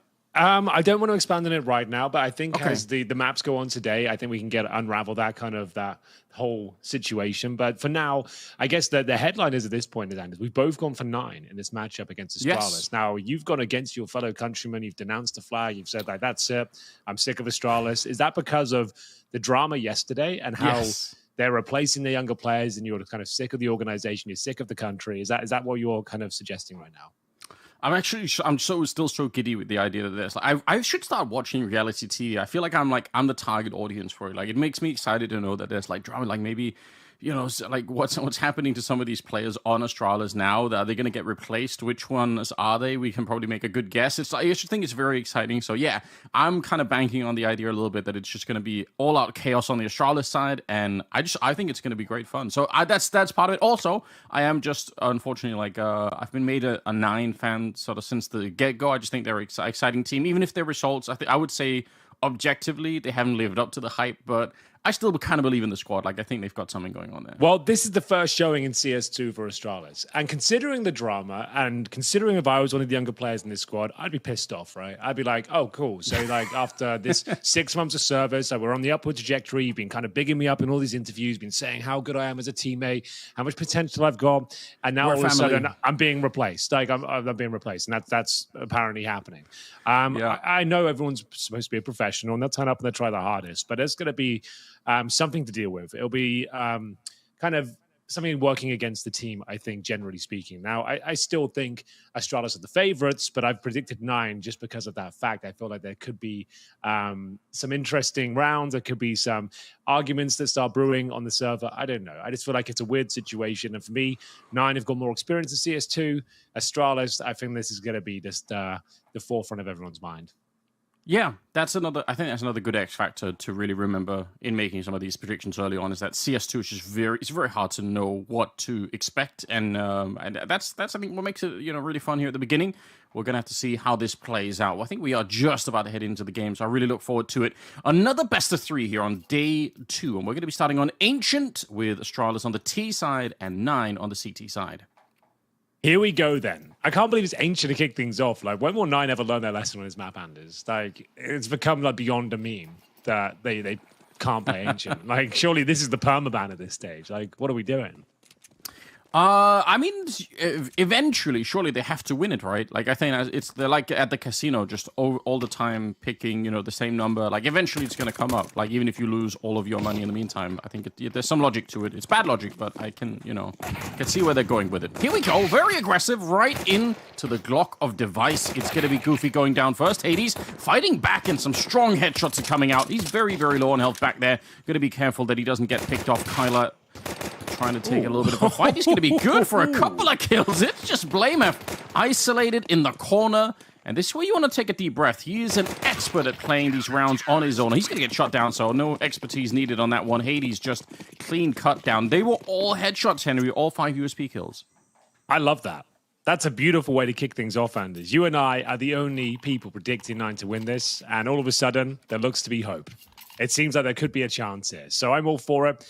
And hopefully they can keep this up, because I don't know. I've got a feeling today. Maybe they've kind of pulled their socks up when it comes to Ancient, and they can show us this is a new look team. Look at that. They've got set spawn smokes coming in as well. All right, that's impressive. I'm already interested. So they go straight down towards Elbow. Nice bit of utility. And we've got a Hades with the M4 as well. A lot of SMGs in the mix as well. Goofy and Minio will be fending off this A assault. So it's the MP9 towards the cave entrance, boosted up. A prime position, to be honest. They can't flash him off. They can't avert his gaze. So it should be absolutely fine, at least for a couple of kills. There's the first. Just needs to reposition here. There's the couple he needed. Anything else would be a bonus at this point. Not going to happen. But still, we've got Kyla here who have no problem taking down these remaining T-side players. Astralis going to bide their time, though. They've managed to get an MP9. Might as well fall back, I suppose. We've got a Deagle and an SMG. Even one kill with the SMG would be well, Commanders, because that's $600. But let's see what they can make of it. I like that little move from Minio, the idea of getting the kill and then just immediately backpedaling and falling off the ledge. Like, that seems to be a really good move. Going to be very hard to catch him no matter what you do there. So, yeah, probably almost always going to be a double kill if you do that. Might be worth practicing if you're going to be playing the matchmaking. If you can get anyone to boost you up, I doubt it, but, in theory, it should be working out. Blamef again on his own at the end of the round. Something we can probably expect a lot of. But this is one of the reasons why Blamef is a fun player to watch. Maybe not in this round, but just in general, watching him navigate not just the round, but the round timer. I think he's just a very fun player in that sense. I know there's a lot of memes around it, but I really enjoy it. Yeah, I'm with you. And we've got the first gun round here, ladies and gentlemen. Day 2 of the Roobet Cup 2023. If day one's anything to go by, this series should be an absolute banger. And bear in mind, we've seen this matchup a few times. This was actually one of the famous matchups of the Brazy Cup bandits. Back in the day, back in May. This was a great game. Astralis absolutely walloped them, but it was one of the more memorable matchups we had. And we'll see if it's going to have the same sort of fireworks here today. 2-0 for 9. The Polish powerhouse marching forward, and they're up against the first gun round here of Astralis. AK-47s pretty much across the board here. They have still got 4 smokes and the majority of their manpower over towards the B side of the map. There's K. Nice opening frag. Doesn't need much more than that. Like him to fall back and just maintain the advantage. Is exactly what he's going to do. Smoke down. And Buzz trying to respond here on the A side of the map. He gets dinked right as he comes out. That's a little bit unfortunate. That's going to be hard for him to play around the box now.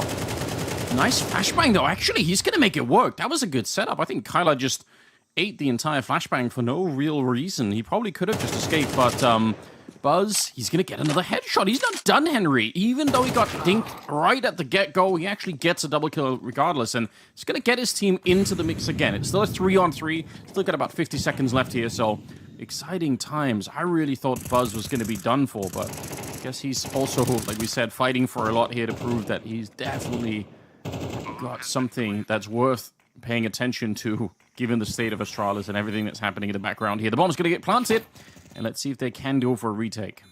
Yeah, it's certainly possible. We've got K here in a prime position, but he's getting absolutely wrecked. He's getting wallbanged, he's been taken down to low HP, and there's going to be Blame F, I would assume, confirming the round at this point. We've got Goofy and Minio on the retake towards long, but it's going to take something remarkable at this stage. Smoked off, nice little frag there, but neither of them have a kit or utility. The bomb is doing it at some pace. It had the full diffuser right here, right now to stand a chance. I don't think the bomb can be diffused at this stage, and there it is, Goofy just trying to take a kill down with him as possible, but there's no chance. He'll be losing the round, but at least taking everyone down with him. That's going to be something, accepting his fate, as he will have to go down with the blast. But the money's pretty decent for 9, and not so much for Astralis. You get $3,500 by winning by virtue of explosion. So with everyone going down, that's about all you're going to have left going forward. So that's going to be Galil's and AK-47, Anders. So yes, you've won the round, but at what cost? But fair enough, like you said. Great work here from Buzz, managing to get 2 kills on 30 HP. Great spray control, which is not something we've said a lot about CS2 recently. So it's Blame F confirming the round and getting the job done. First round on the board for Astralis.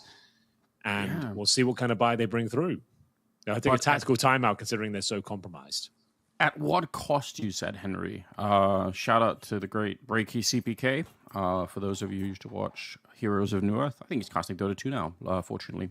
Cool guy. So kind of that was his tagline for a while. Okay. But at what never cost? saw a Heroes of New Earth game, and I've never watched the Dota 2 game. I'm going to just admit it now. I'll introduce you at some point. It's going to be it's a different experience. Might take might be like a week-long introduction. I'm not gonna lie, but fair strap enough. you in. But that's an unfortunate round because K, who got wallbanged, I really want to know who was it. Stare inside the bomb side of wallbang. It must have been the team player, so. right? Yeah, but the there is a wall world in which it's like a friendly wallbang. Either way, that really confused him, and he had the diffuse kit, so they could never. I don't think they could have won that round, right? They would have to run down there to try and pick it up. Not going to happen. So a little bit unfortunate. 4th round, bang on when it comes to the money. That really does hurt them a little bit. So a chance for 9 still to kind of recoup a lot here, right? If they win this round, then they can just keep on trucking. They're going to be in a great position. There's caveats on either side, right? We've got 3 players of our helmets, so all of a sudden those Galils and Mac 10s look a lot more potent, to be honest with you. Like, if you can find Goofy, K, or Hades, then they're in a world of trouble when it comes to the headshots. They kind of operate better than an AK in that sense. But of course, Minio down with the 5-7 as well. Kyler, MP9. Both teams hamstrung here. This is a swing round, certainly. And we'll see who's going to come out on top here. The first interaction could be happening towards that cave position. Stare holds towards Jagger right now, looking to get into the second stage if possible. Hey, a nice little off angle, but wow. Oof. What a pre-fire for Stare. He is going to be taken down, but good trade coming from Buzz as well. It's the young guns playing for their slot in the team, it seems, at this point. Actually doing the heavy lifting to kick off round number 4. Yeah, great protocol as well. Even when his teammate is pulling out the grenade, there's still someone holding that corner. Ooh, that's actually the 5-7. Minio somehow being allowed to walk over the kill there. They're going to re-smoke the position, but look at how close it is to being a kill on Buzz. If they would have had that one, the retake would have been very, very different. Now, they still have a flashbang on Kyler, so there is a way to get through here, but they don't have the diffuse kit, so they're going to have to go lightning fast on this round. Otherwise, they're simply going to run out of time. And they might even already start to think, you know what? This isn't going to really work out. We're not going to be able to. And again, the bomb radius on this map is enormous, so you want to be real careful. Oh my god, there's Minio getting down in the middle. Device already out hunting for it. And they're going to get another round, tie up the scoreline. Yeah, they absolutely are. There's no denying that at this point. And bear in mind, the bomb blast on Ancient is incredibly large here. Thankfully, everyone makes it to a safe vicinity. Device might be in trouble here, running out of bullets. And it's an AK-47 for Kyler released, Anders. Not too bad, considering the MP9. And they've kept Astralis modest there. Sure, they've won another round here, but their reinvestment is going to have them at breaking point once again. So an AK-47, and the thing is, their money's at $2,000 here. So Kyler could drop a Famous, Hades could drop an MP9. They could go for another buy, but that's when their finances begin to spiral. It's not required right now. I would say take an eco around these two rifles and start to build up your economy. You can still cause some damage here. There is the opportunity to try and force these rounds, but I feel like that's the kind of mistakes Nine always make when it comes to Ancient. We're getting right into it, though, and there's no choice but to react. Try and push and find a kill in return. Device, though, I don't like the idea to go straight to the nade there. They are pushing with emphatic pace. It will be goofy to answer back, courtesy of Stare. Flashes around for him, and they gain control with the Molotov. Yeah, that was definitely not the right time to pull out a grenade, but it is a classic way to get yourself killed in a game of Counter-Strike, so we've all been there. Oh, we saw this yesterday with the Scout, I believe. Yeah, it's Fallen trying to get that shot. And this time it works with the M4, so pretty cool stuff. 2 versus 3 now. Kay and Minio are still left, and still something to do here. He's got the USP in the corner. They're not really checking it. This could be almost a free kill against Stare. Going to be walking right into it. Oh, he's waiting. He's seen the grenades coming in. He's actually trying to set it up, but his teammate is dead. In the meantime, he should have gone for it right away, shouldn't he? Now he basically has to get a double kill with the USP. Knife him. Yeah, there we go. It's so big, Anders. Like, even if he doesn't win the round, this is insane. Oh my God. Kay absolutely destroys Astralis there. A 3 versus 1. Knifes the bomb planter. Manages to find 2 kills afterwards. That is absolutely huge. Ice cold. What a ridiculous way to pick up a round. I thought he had sold his teammate down the river. I thought it was done. He's like, we got so greedy, he let his teammate die, and then all he has USP at the corner. But I forgot about the fact that he had the knife as well, Henry. But you didn't. You were right. Knife him, get the M4, and kill the last 2. What a round. Yeah, take a time out, Astralis. You're going to need it after that one. That is ridiculous. I thought all he was good for, like, take the planter down, you get the extra money, and that's enough. But he just bides his time. The trigger discipline was out of this world. Unbelievable scenes here to kick things off. That sets the tone. Astralis, they are going to be in a world of hurt right now. That is a ridiculous round to receive. It looked like the job was done. They had full control of the bomb side. No one checks the cubby, and it all goes horribly wrong. Definitely did. Yeah, they're going to need a little bit of a deep breath right now, because what a way to lose a round. Especially because, again, 9 are on the CT side. We saw a lot of teams yesterday struggling to play the CT side on Ancient. So even though I feel like in Go it was starting to get a little bit more even, but from what I've seen so far in CS2, it seems like that T-sidedness has kind of returned into the game a little bit more again. I guess we'll see if that continues. Only one person defending the A-bomb side, but it is the AWP at Hades. And if you haven't seen him play with this weapon before, it's really worth keeping an eye on. Great fun. He's one of my favorite AWPers these days. A couple of good shots there, really slowing it down. And that's all he needs. Just keep it cool now, get everyone on board, and even if they found a bomb, who really cares? Just make sure you don't give up the round. Well, there's going to be a slight caveat with Blame F on the AK-47 here. He does manage to bring a frag back in Astralis' favor. The problem is now, how do they get the bomb planted? They haven't managed to find that smoke grenade that's going to provide them cover from the AWP, but blame everything towards Donut. Maybe there's a chance he can stifle the CTs on their retake. He's going to have to here. Spot to first. They have no idea he's in towards that Donut. There's a double kill. Answering back in impressive fashion. Astralis with the bomb planting now. Now got a 2 versus 2 as well, but where is Stare? He's coming in towards Donut as well, so they are smoked off now. This will be difficult to actually get this defuse going. We'll see whether they're going to commit to it. There is a 5-second defuse, and now Blame F giving it the fact they don't have any control. And after such a great sequence there, it is just one smoke and a full defuse that kind of shuts the round down, and Astralis will have to hold onto the rifles.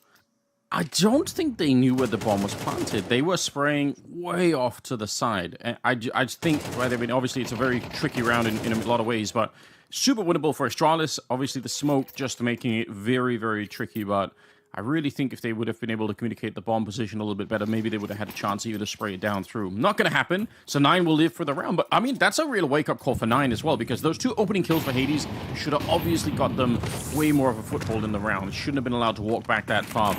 And you know, so I feel like there are two sort of main engines. Nobody disagrees on this Astralis team, right? It's Blamef and Device, and if those two get up and running, they're just a strong team almost no matter what. I feel like they're just really hard players to get rid of. And Blamef seems to be doing well at the moment. Device still kind of warming up into it a little bit now, but if they can get even one of them up and running, at least they'll create some space, or it should create a little bit of space for the Danes. So we'll see. They do have money in this round, although Device is left with a Deagle. The rest of them on AKs, so still a pretty potent round for the Astralis side. But so far, 9 are impressing, I've got to say. I mean, there's been some miracle moments for them. Like, that round with the knife and towards the cubby, like, that was a 3 versus 1 on an eco.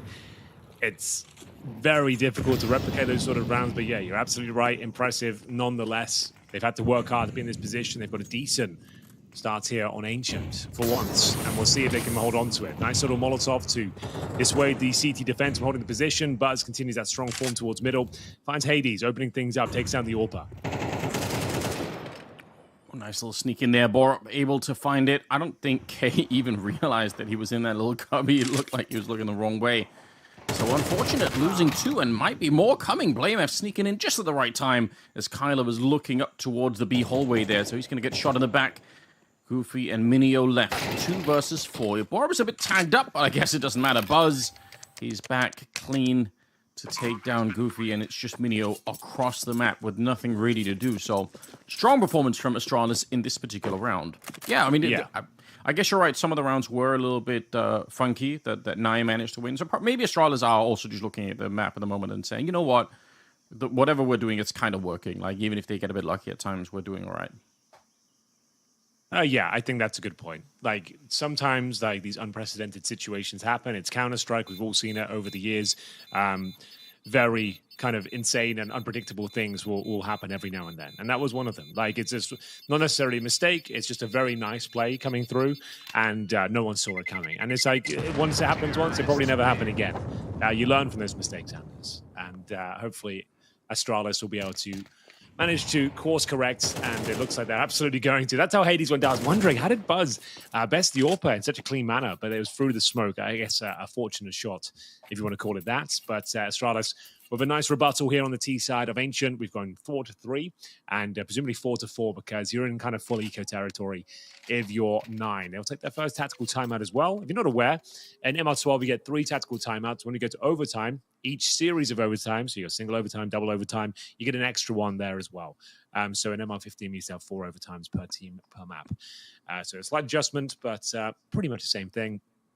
And we have got a saved weapon on the CT side. So we'll see what they are persuaded to invest into this one. Like, they might be, I suppose. It looks like they are investing some significant cash. But it'll be Minio with the AK-47, Kylo with Deagle. We got USPs otherwise.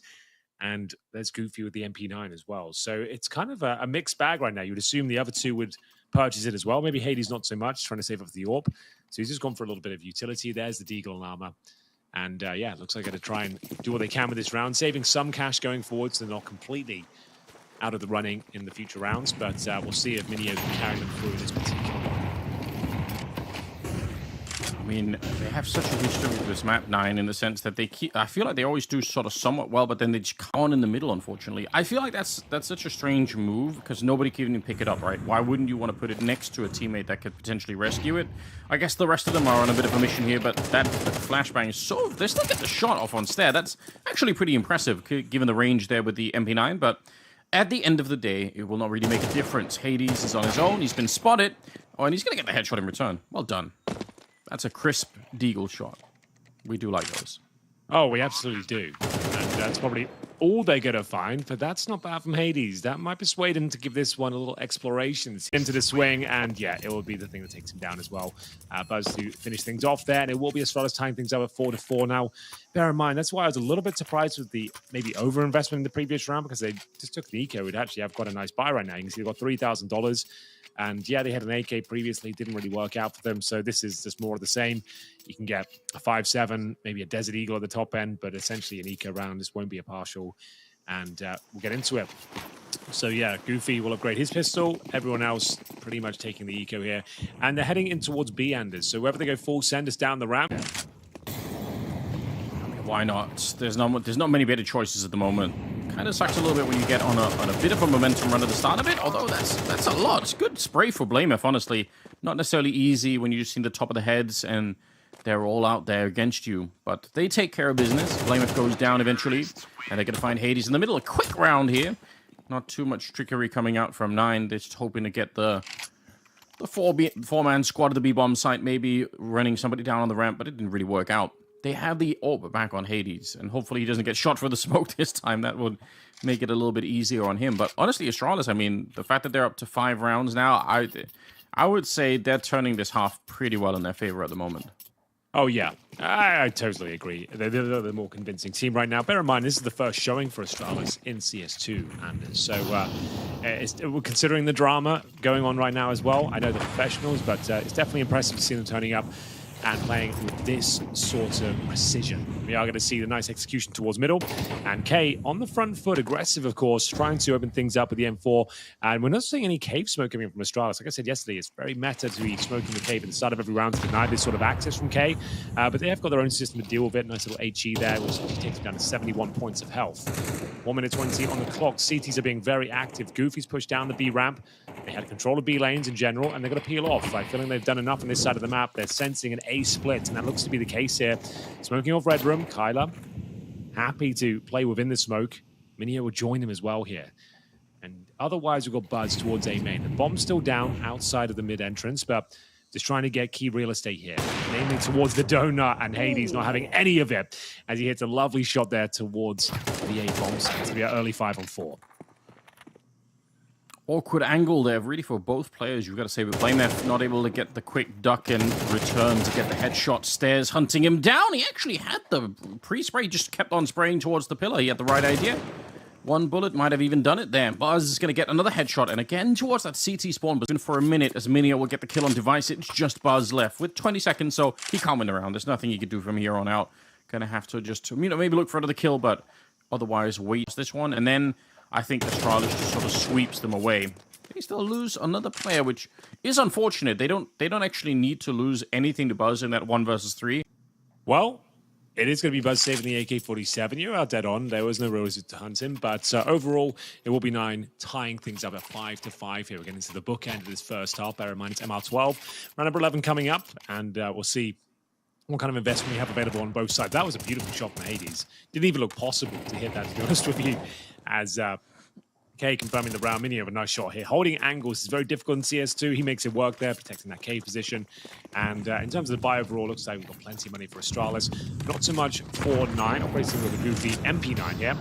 And in terms of utility, it's bare bones. Device has been boosted up, but grenades are on their way. This could do considerable damage. Actually, narrowly misses out, but here's Bora leading the charge. Contact play in towards B-Anders. Yeah, they're going for it, so holding that grenade is not going to really help out. Good little flashbang there to try and slow them down, but they're still aggressing onto the bomb side. They're not really slowed down that much.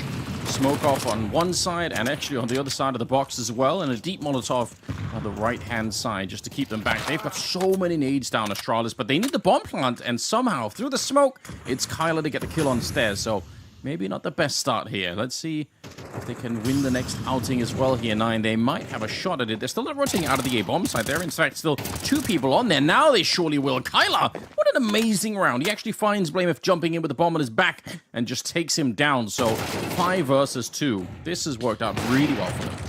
Yeah, just one more kill to find now, and it's going to be Buzz with the AK-47. 73 points of help. You're absolutely dead on there. Kyla, beautiful sequence towards the B bomb site. Very precise. A lot of conviction behind his shots as well. He had advantages in every single duel there, which is what you love to see. Like, he played a very good round. 30 seconds remaining. I think Buzz has no choice but to save the AWP. Understanding, though, he'll probably be hunted here. So he's just waiting for any ensuing counter-terrorists to patrol that B ramp. But holding towards T-spawn. Like, it's a nice position. He's got the perfect weapon for the job. Just begs the question now, do CTs actually want to push and try and take him down? We've got the last round coming up next. You might as well, I suppose, but they've got 3 AK-47s on the CT side. Of course, you can't buy those on the defense, so maybe that's more important to them. Well, in the meantime, I've got a comment from the Twitch chat, Henry. I know There's been some those. good ones today. Yeah, they're very interested in my haircut as well. They're back to the hair. Yeah, I think. Listen, I think it's great. I think you're bordering on like almost like that sort of anime. I don't watch a lot of anime. I don't watch any anime really, but I kind of know what anime haircut is. I feel like you've got it going on. I'm just trying to grow it out. I want it to be like 6 inches longer. So I'm going through one of those stages right now where it doesn't look amazing, but it's going to take some time, and everyone just needs to accept that it will be worth it in the end. All right, well, we're here for the ride. But Action 2 is saying, pretending to be Blamef, saying, watch out, peasant, part the seas, I will be getting all of the ecos. Obviously a meme, but, you know, I felt like, you know, we might as well participate a little bit, you know. It's good. Good times. Absolutely. We should always be participating. This is the people's show, Anders. We all know it. It is. We're just along for the ride, really. Yeah. Kyler and Minio is a potential crossfire, but it's one of those crossfires where if one of them goes down, then it's all going to blow up. Smoke right down in front. They're going to come running through, and Borum actually good for it. Nice entry and an even better shot from Device just as the smoke got blown apart from the grenade, which gave Device the vision to get that kill. 3 versus 4 now, and a very tricky position here. Cade, the smoke is just going to sort of wash over him, and he can't really see anything. Trying to get the bomb stopped, but he can't, and a tough decision here. How do you get this retake? Obviously, they're going to have to go for it, but they don't have really anything to work with. They don't have a smoke. They have a Molotov, maybe, but 9 in a really weird position on this one. Yeah, well, it's the round 12, Anders. We've got to go for it. There'll be no saving here. And his Device in a prime position to start mowing them down with the AWP. But Buzz beating him to the punch right now. And it looks like Astralis have done enough to tie things up, split things right down the middle here, as K will be the final player remaining. Time is of the essence here. If he had any utility, maybe there'd be something to be said about it. But they can sacrifice at least one player to check located and confusing rounds of time with the full eco deficit they received, but managing to bring things back at 6-6. I think they're in a prime position here. I think anyone can still win the map, but it's a nice finish for Astralis on their T side. I think it is as well. I've got to say, I mean, I also just from history, going back to CSGO, I've seen 9 do this a lot of times where they have what look like encouraging performances on this map, and then again they just can't close it out. So I feel like otherwise 6 rounds on the CT side's probably pretty good. Once the Astralis got up and running, GT9 were struggling a little bit more. Some of those early rounds there. First 6 rounds, I think 9 won 4 out of 6 at the beginning. So they had a good run at the start of it to get up to where they are. But maybe they can surprise us. Maybe they can finally win Ancient, Henry. We're all banking on it, at least you and I are. The rest of the talent pool siding with Astralis. Against us as usual, Anders. Yeah. It's you and me against the world. It's like Buzz, you know? Exactly. Yeah, he's got 9 against him, his teammates. He's just got to play for himself right now. He's doing a great job. Oh, it's great. I really look forward to like the next iteration of this drama. I want more. I'm just trying to add fuel to the fire. As is Blamef as he receives a Molotov in towards the donut room.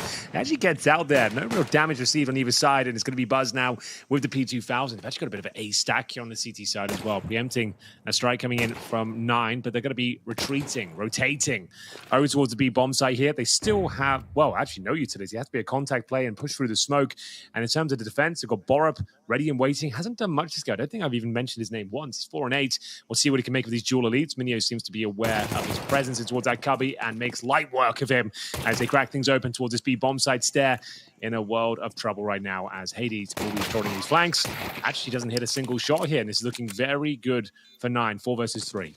Surely you just play this one slow, right? It's a 4 and 3. You've got the bomb down pretty quickly, so the time is really quickly getting spiraling. But they actually go for the fight. They double swing.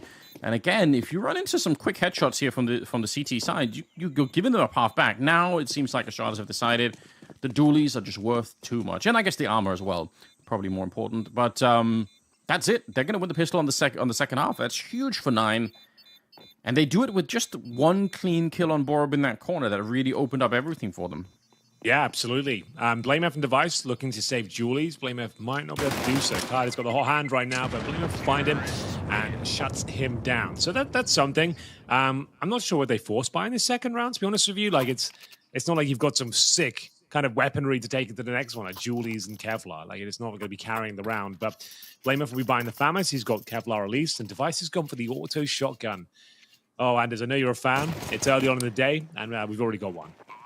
Listen, it was tried. Art really tried to make it work, but I don't think it's the weapon. I think it was just Art having a bit of a weird day. So yes, I still am a fan. I think it's just an underrated weapon. If you haven't realized yet in CS2, you definitely want to give the auto shotgun a try at least once or twice, or 10 times if you're Art. Yeah, at least 10 times. Unfortunately, it's like all the shotguns, everyone available, apart from the Max 7, I believe. But yeah, he skipped that. Is that a loadout thing? Did you not? Maybe he didn't have the space for it. Yeah, or the sword off. I suppose we didn't see the sword off. I'll give him that. Yeah, I haven't actually even tried the sword off in CS2. Maybe it's amazing. Maybe it's yeah, it could be. I've kind of forced out some grenades early on here from the Astralis side. There's still smoke at a flashbang, but nothing more to slow them down.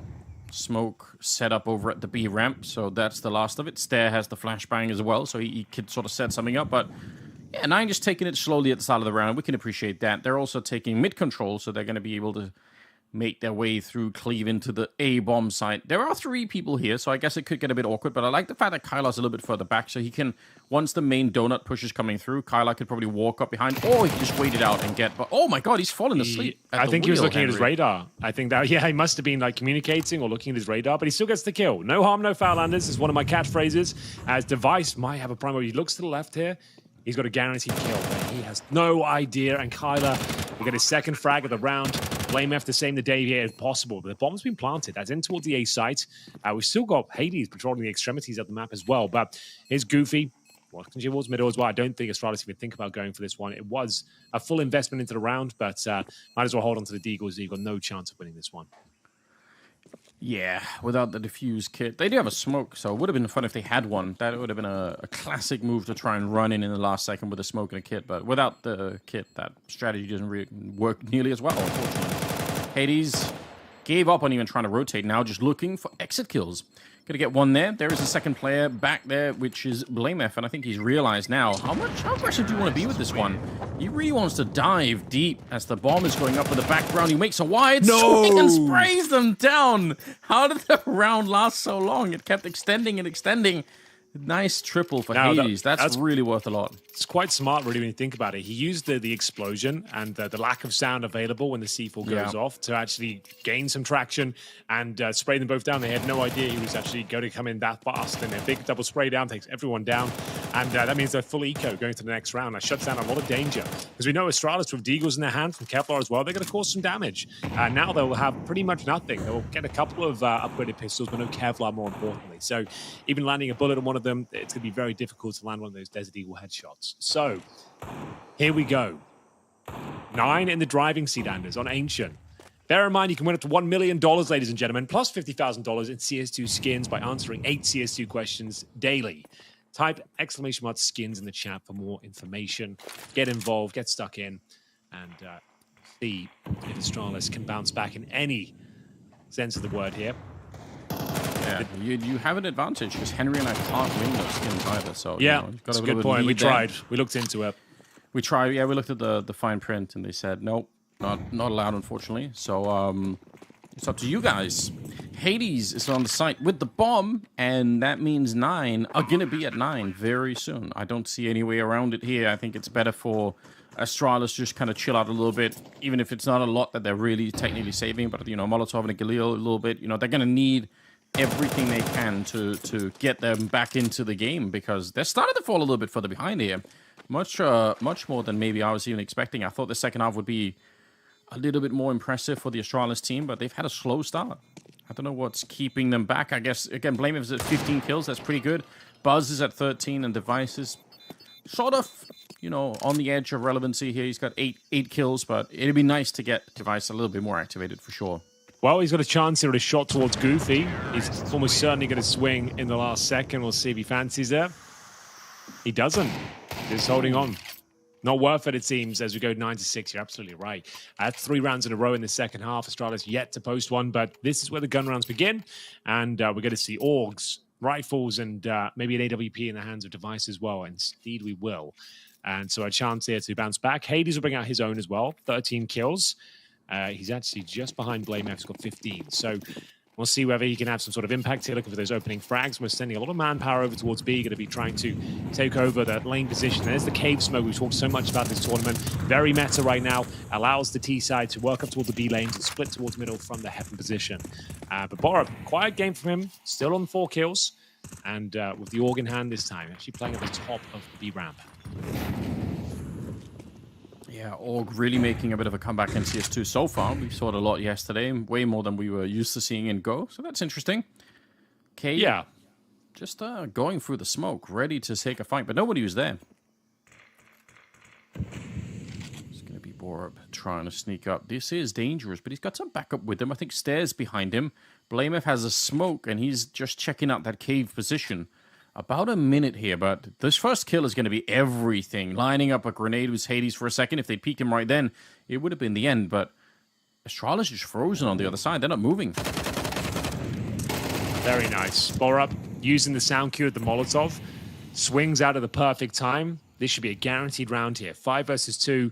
Very well read. Was waiting for his opportunity to pounce, and my God, did he ever find it. K and Minio, really no chance to do anything with this. A couple of frags to close things out would be great, but there's going to be a guaranteed kill for BlameF. And just K remaining here. If he gets any sort of exits, I'd be impressed. But he's completely surrounded at this stage as players at every single choke point, wherever he goes, a CT player remains. And that's going to be Astralis with a very clean opening gun round. And that's about as good as it gets. Just like I said, Borup hasn't done much this game, but that's excellent maneuver from him. With the Org at close range as well.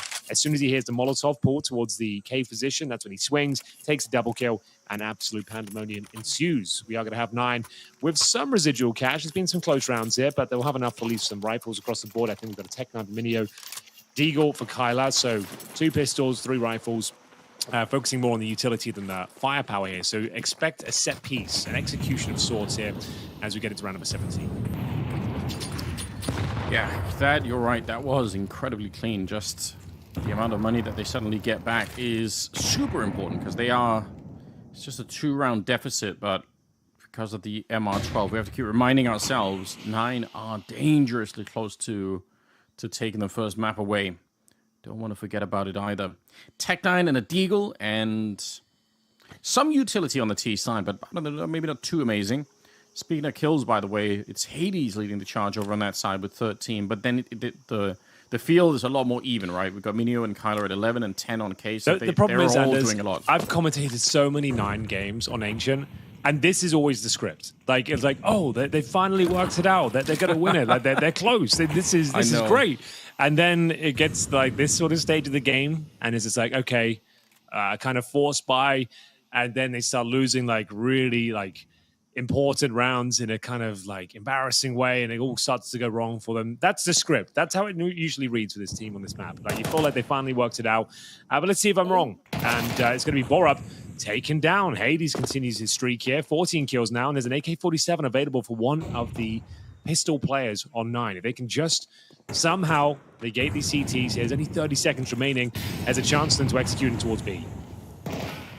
Very low on time, you're right. Oh, they burn Blamer for the corner, but no one's checked Stair. He's just back here. This could be the end of it. One good kill at the right time. 15 seconds left. The spray begins. It's Stair with a double. 10 seconds now, but he's alone, and they just need a bullet on him. One catch. He's getting one more. 6 seconds left, and Minio has to run for this one. He's going to get it in the last possible second. Stair, nearly a one-man army to win that round. That's the round I was talking about, Anders. The script reads they lose that round. They did everything correctly up until the last moment, and no one's checking the cubby today, it seems. Getting a taste of their own medicine and avoiding death, somehow winning the round. It's Minio to get them over the line there. Fantastic work from Astralis. You think that would be enough? That's 2 nightmare scenarios that have fallen apart for them. But yeah, that's the round I was referencing. That's where 9 normally falls at that sort of hurdle, and then the game collapses, but they've managed to make it work. It doesn't matter how awkward it was, they still win the round. It's 10-7. Astralis for their final timeout here. They will have plenty of cash, but they've received a couple of those frustrating moments at this stage. And we go 10-7. A couple of rounds will find map point for 9. They will have the advantage here in terms of the overall buy, but it's still going to be tight.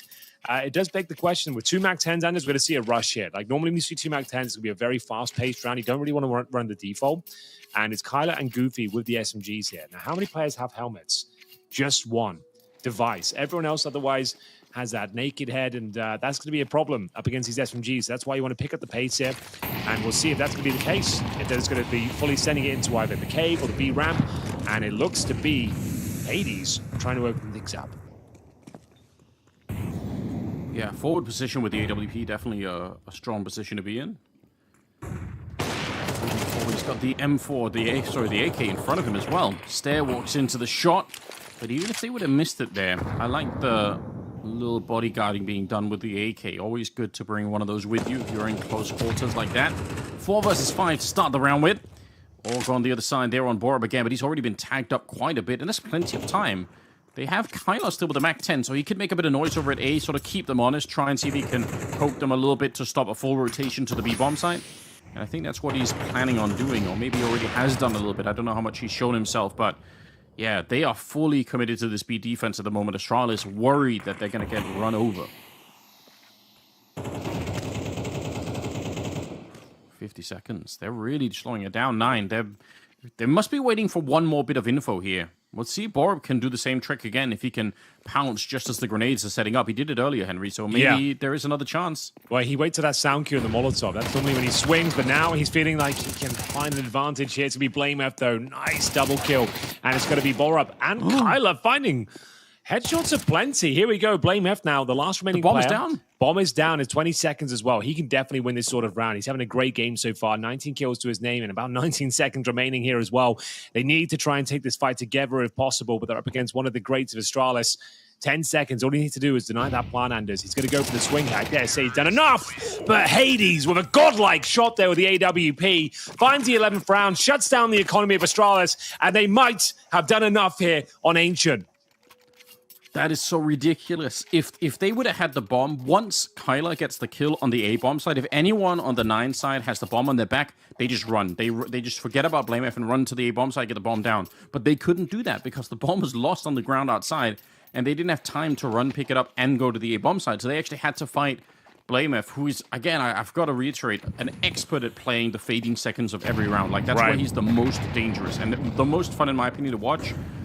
It's so entertaining to see BlameF try and manipulate the last 3 or 4 seconds of a round. He's just so good at it.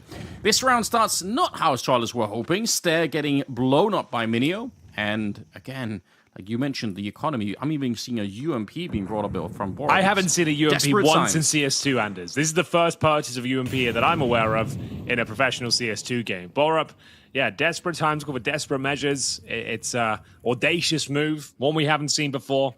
Maybe it will be the linchpin of this operation. It's going to be a Molotov, though, right at his front door. Device, you can see he's trying to take sound cues there. He's taking damage on purpose to bait Device in. It's a nice idea. Unfortunately, it doesn't work out.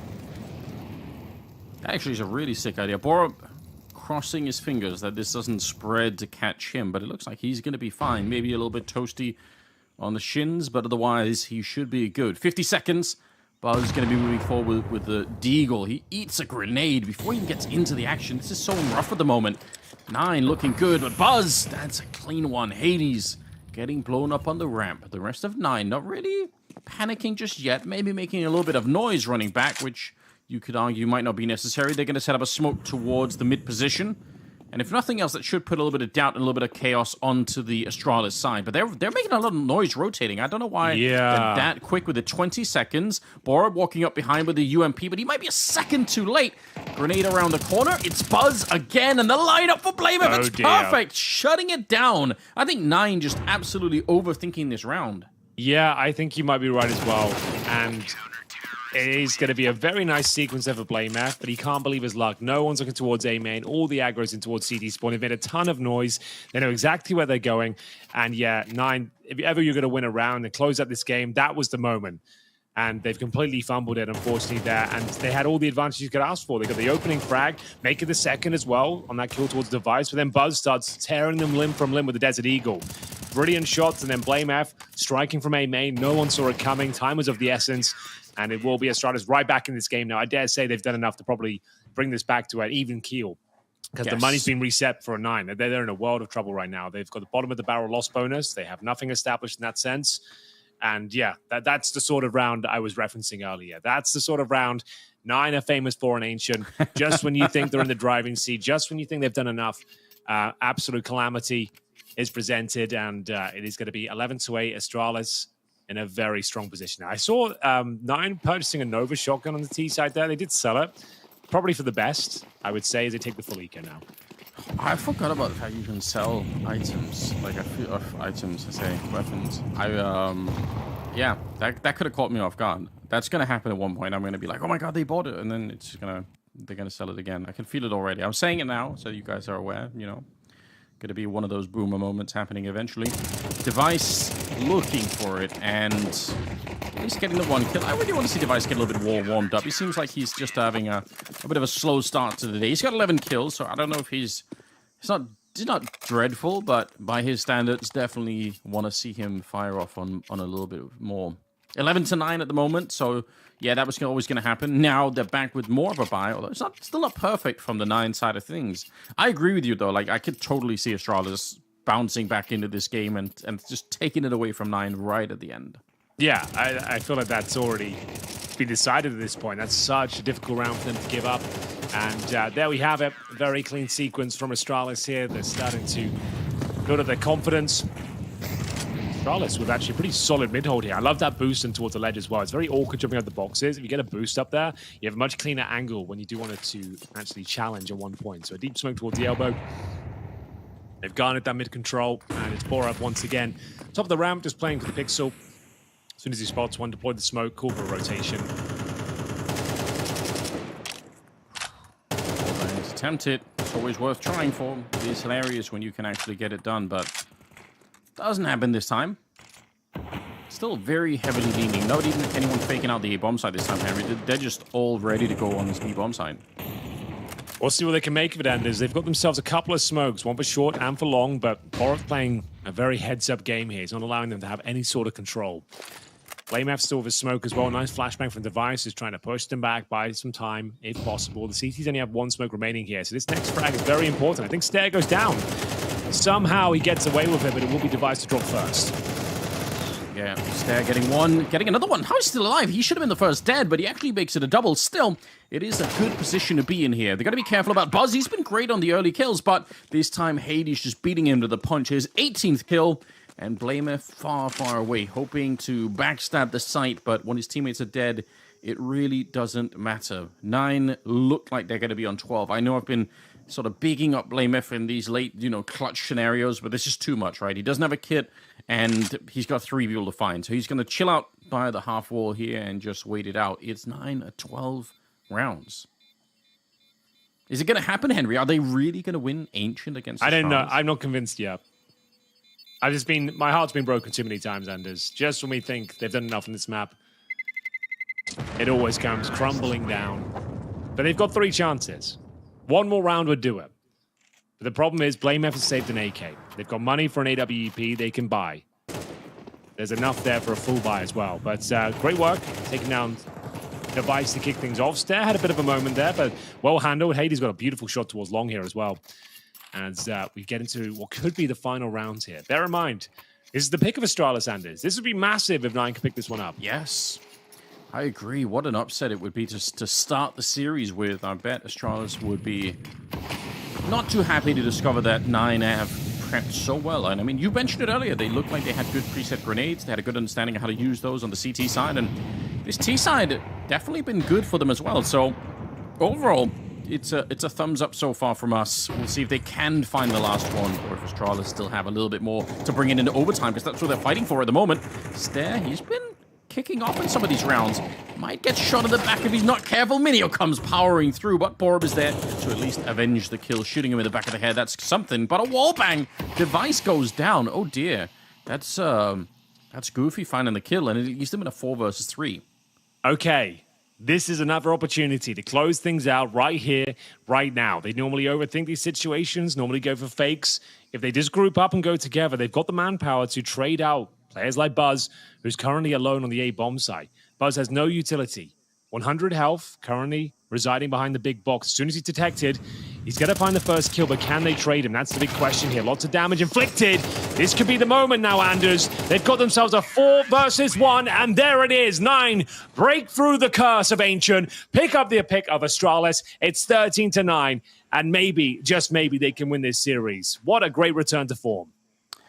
unbelievable, Henry. We were here. We were witnesses on the day when Nine actually managed to break the curse and finally win on Ancient. And he did it against Astralis, and Astralis picking the map. So pretty impressive stuff, I've got to say. That's well played. We were all anticipating the eventual collapse because we've seen it happen many, many times. But it wasn't today. The Polish team just struggling through. You love to see it, don't you? What an amazing game, Anders. It really sets the tone for this series. We've got Mirage coming up next. But first, we have to throw it back to the studio for their thoughts on Nine finally winning Ancient. Nine have only just gone and done it, winning out on Astralis' map pick nonetheless as well. How do we feel about their performance? Previously 39% win rate? I mean, if you're Nine, that's a massive dub, right? Yeah. I'm actually looking at the numbers as well, and yeah, it's a bit of a meme, them and Ancient, but they have been putting in a lot of reps on Ancient, particularly because everyone's been picking it against them, and it's been a mixed bag of results. They've been getting a couple of decent wins as well. They beat Falcons, they beat Orcs, their fellow team from Poland as well, but most of the names they've beaten are not of the caliber from Astralis. So a bit of a reality check here for Astralis, but credit to Nine, man. They've been putting in a bit of a grind in CS2, and it looks like it's paying off. A very important win, and now suddenly, potential 2-0. It really makes you wonder if there is like turbulence in the camp of Astralis because of this news with Heroic and stuff, right? We didn't talk about it today, actually. I mean, it can be a thing, right? Because these players from Astralis, they know they're going to get replaced, or maybe they read it on Twitter or something, right? It certainly doesn't feel good, so it can make, even though there is no discussion directly, maybe it's somewhere like lingering in the air, it has a bad vibe or something. But overall, Astralis didn't look like Astralis from the last few months at all. Even this is the weakest map for Nine. They didn't have any significant wins on this map whatsoever. This is probably their biggest win on a map like this. And it wasn't really like, tight game. It was just relatively controlling game for Nine all over the place. So good start for them. Coming into Mirage right now, they have all the advantages they want. So it's a really good thing that they got to pick up the win again after against a big name on an event, something that we didn't see for a couple of months. And also, if you look at and this is a trend we saw in Sydney as well, like the teams the tier 2 teams, so to speak, who've been grinding it out a little bit more in the entire online scene, the CCTs and Pineapple Cups and all those events, right? They've actually been the ones who've been getting results, so to speak. For Astralis, I do believe this might be their first game they've played ever since EPL, which was a while ago, official, so to speak, right? Did you say Pineapple Cups? Kidding, it's a meme, Kassad. It's a meme. It's a banana cup. Okay, banana, pineapple, watermelon, whatever. Astralis got outplayed. The first half was reasonably kind of close, but the second half, yeah, I think Nine did a very good job just dissecting the defense, so to speak. For me, the round to watch was that, I think, round number 3, where K was inside that little cubby on the bomb side with a USP, gets a knife kill, picks up the rifle, and clutches it out. But it didn't have to come down to the clutches. They look very convincing here. Will they close it out in Mirage? Question mark? Because, it was a bit of a surprise that they allowed Vertigo to be banned by Astralis. I love the fact that you've mentioned that K instance, because Stair actually pulled that one out of the bag for himself as well. But he didn't get the win. He didn't. That's a very valid point. But I feel like heading into Mirage now is well and truly going to be the real big tell about whether or not the pressure is mounting on the shoulders of Astralis and some of these players as well. Do you think that there is anybody in particular that will be feeling the pressure more than others, knowing that their seat is up for grabs? Yeah, I do.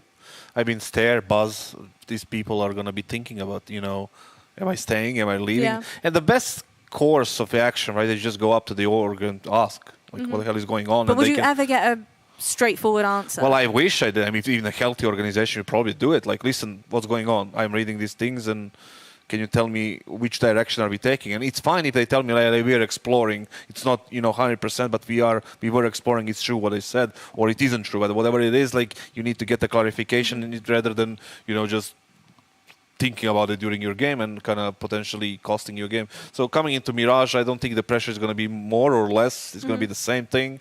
I don't think they looked good on the first map. Maybe that's the reason. Maybe it's something else. Maybe there is nothing to it, right? So, or maybe just Nine played well. I think Nine played well. Also, like individually speaking, Blame as usual. He had his multi-kill rounds. Again, not able to quite close out a number of his rounds. Device was surprisingly very quiet. And one player that I've been, one of the common complaints we've seen so far from a lot of players in Sydney who've been playing CS2 are the operas, where like, the op is no longer the way it was before, and they've had to adapt. And I wanted to see how Device adapts to it, right? Like how it's one of the most cerebral operas we've ever had in the game. Like if there's a new player coming in, I want to learn how to op at a high level. The one player whose demos I want him to watch is Devices. So I want to see how Devices adapted much in CS2. He was very quiet in the first map. Mirage, Kisad, that's where the op can potentially reign supreme. So I want to see him step up a little bit. Even if it's a losing effort coming in, I want to see Device play good, and that's a player I'm going to be keeping my eyes on here. Well, we had a much more consistent performance on the side of Nine. A lot of their players pretty similar, not too far apart from one another in terms of the fragging department. But whether or not Astralis are able to bring it back on Nine's map pick of Mirage, only time will tell, and we will be finding out what exactly is going to be taking place after the break.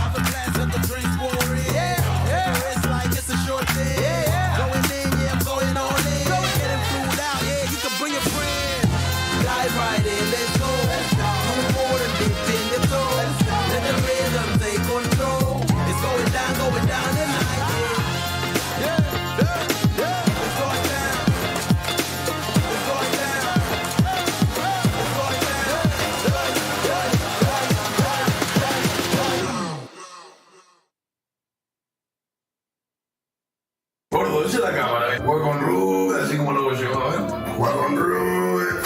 Así no es. Ay, la puta que te parió. Eso le decía Roobet, gordo, así que largo, güey. Roobet. Así no es, gordo. ¿Cómo es estúpido? Roobet.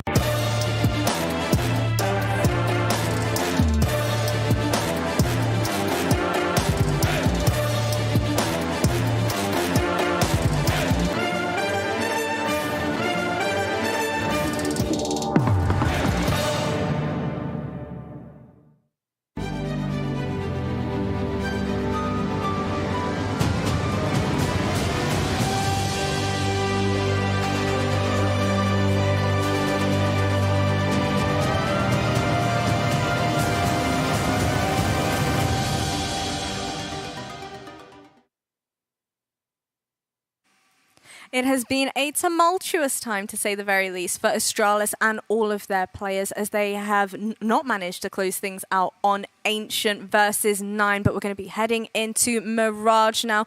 We started speaking about it just a little bit, touched upon the fact that, you want to see a better performance coming out from Device in particular. But how do you do that? How do you have that mental reset after the performance that we've just seen from them? I think, well, obviously they need the mental reset, and considering the sort of players you have in the form of players like Device and BlameF, I think they know what to do there. For me, the question mark here is, right, Mirage used to be the permaban, at least in EPL, if memory serves me right, for Astralis. So, it's a map they rarely ever play. So when they banned Anubis, it was 9 going for this bit of a punish pick coming in right now. Hopefully 9 have some semblance of an idea how they want to approach the map as well, but could they potentially be falling into a trap is the question, because we've seen some wonky vetoes take place. Eternal Fire yesterday, for example, right? So it could potentially be them falling into a trap, and Astralis have just been grinding it out quietly on Mirage and CS2.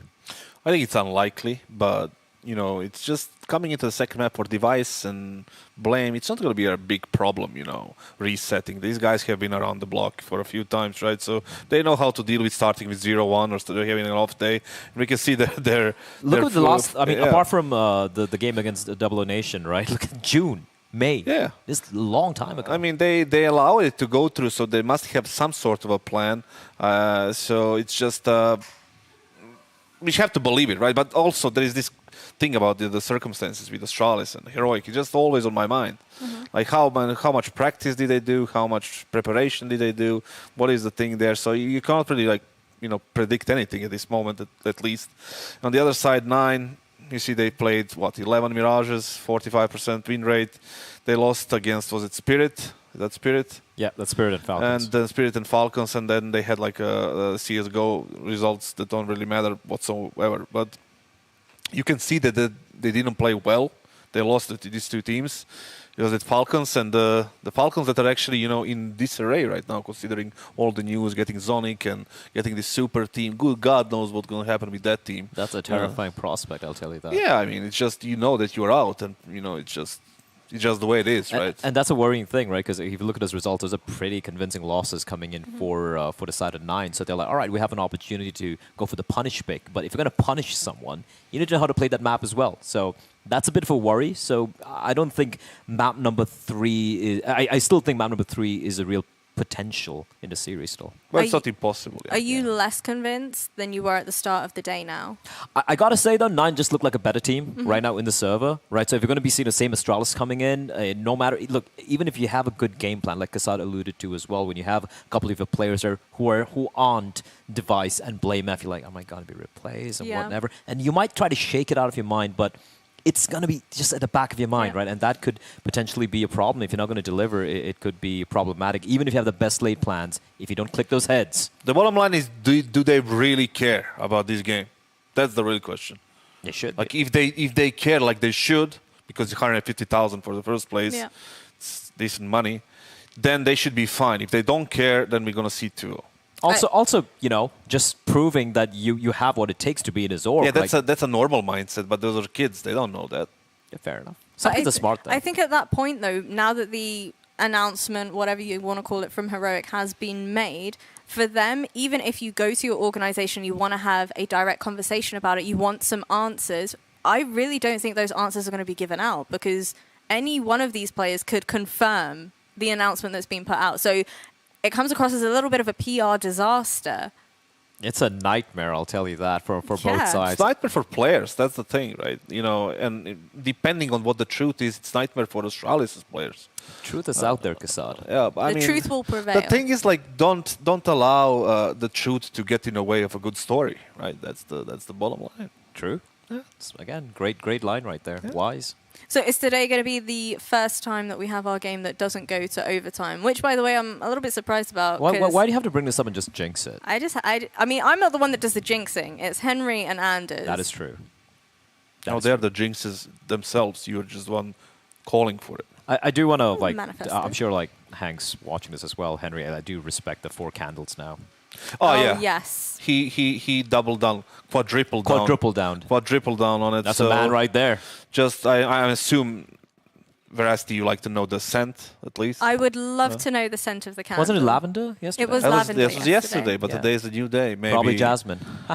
Midnight jasmine. Amazing. What's amazing. midnight jasmine? It's just the scent of a candle. It's really good. This just sounds like a made-up. No, I promise you it's real. I promise you it's real. If you're tuning in and you're a little bit confused as to what on earth it is that we're talking about, Kassad has some very strong opinions about candles, doesn't he, Blair? Yeah, I think it's You known look as. so unamused. I think it's known The as. thing is, like, if she knows the candles and the scents, that's fine. It's a girly thing. It's a very feminine thing, and that is completely. I disagree. That is completely fine. I don't have anything against Kassad, it. But if a 37-year-old bearded man, No. bearded man, you You're literally getting married. You're getting married. You're getting married in a few months. Kassad, hold on a minute. Didn't you say yesterday that it is incredibly manly to share a bath with another man? Yeah, but it's not a scented bath. the thing is, like, only real men can have baths with other men. So that's the thing, right? I do love. Kassad doesn't use soap. I do love all the controversies we're having here. Like, we have Candlegate, we got 2 men, 1 tub. Like, it's kind of nothing wild. wrong with that. The thing is, like, men shouldn't really go like so. I'll give you a tip, Kassad. Deep into the scented candles. I'll give you a tip, Kassad. You're gonna get married soon, right? Firstly, congratulations. Thank you. You know, and if you get some scented candles, I don't know what scent it is. You know, you keep it in a bathroom and something. Your wife's gonna be a very happy woman. If my wife, you know, my future wife goes with the scented candles all over the apartment, I have nothing against it. But why don't you help her? But how? I can buy it. He won't be Yeah, the you one. can buy. You can look it up. You can be like, oh, No, I'm not lavender. gonna look it up. But definitely, let's leave that for the But he does like 2 men, 1 future tub. problems. Huh? Future problems. Swiftly moving All right, on. well, before I throw it over to Henry and Anders, my question for them this time around is, would you partake in 2 men, 1 tub?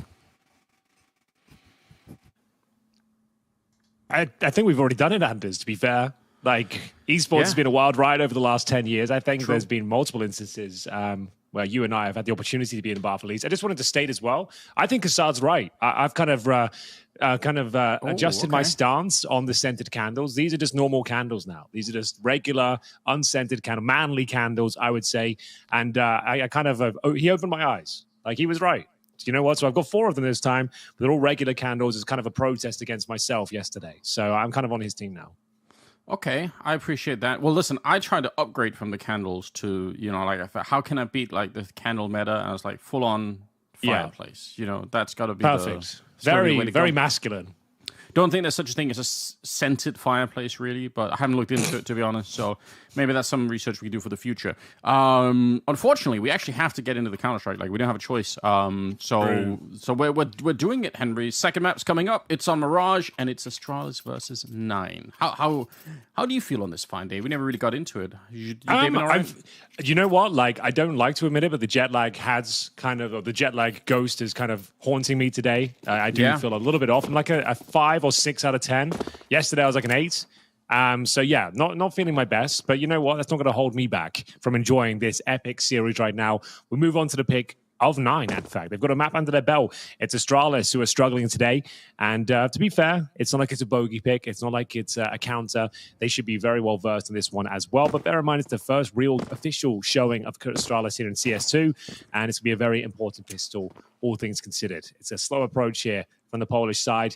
They've got themselves a single smoke Anders and 1 flashbang as well, starting to make their way through towards middle. And we'll see if Device can get any information towards the A ramp. I think he saw the heel of K who was walking around. I want to say that he just did.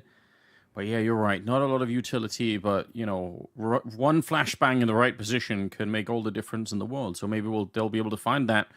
They've managed to put Goofy in an interesting position there. So he's just kind of guarding the middle of the map, hoping to catch a rotation, hoping to catch someone misstepping somewhere. He has a lot of angles to cover, so it's not going to be an easy job, but in a panic scenario, if they're rotating to the B-bomb site, maybe it'll work. There's Kyler with the opening at range to take down Stair. It's a start, and Borup trying to get into the bomb site. Doesn't want to play it safe, he wants to fight, and it's too much. Hades with the P250 found a kill. Goofy in the middle, catching their rotation. It's all playing according to the plan, Henry. It couldn't have been any better.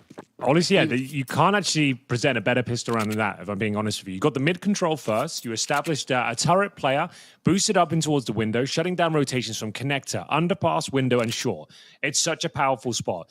And at that point, he goes to the backstab for the murder hole. And they had 1 smoke shore. But did you see the flashbang they deployed? It actually flashed the window. So after taking down the initial defense in the form of Borup, I think it was Buzz, sorry. But after taking him down, they managed to get a sick flash over the top of the B bombs that landed in front of the window. It meant they could actually exit out of the apartments itself. They get the bomb planted. They barely take any damage en route. That is one of the best pistol rounds you're ever going to see. It was a beautiful thing. They did so well. Even putting Kyler on 69 points of health. Oh, nice. And he's trying to hold on to it as well. Doesn't want to give it up. He'll take it into the next round. Beautiful round there from 9. Like, I'm really not exaggerating or joking. That's about as good as a Counter-Strike pistol round can be. That was really well played. Considering the little utility they had, they really got the absolute most out of it there. As we get into round number 2, interested to see, we're going to see a forced buy. And indeed we will. Astralis will save something there. They've got the Julies on Device, but he's gone for the FAMAS instead. He already had Kevlar, so a lack of helmets here, but they do have some firepower. That would be the calamity if 9 gave this one up.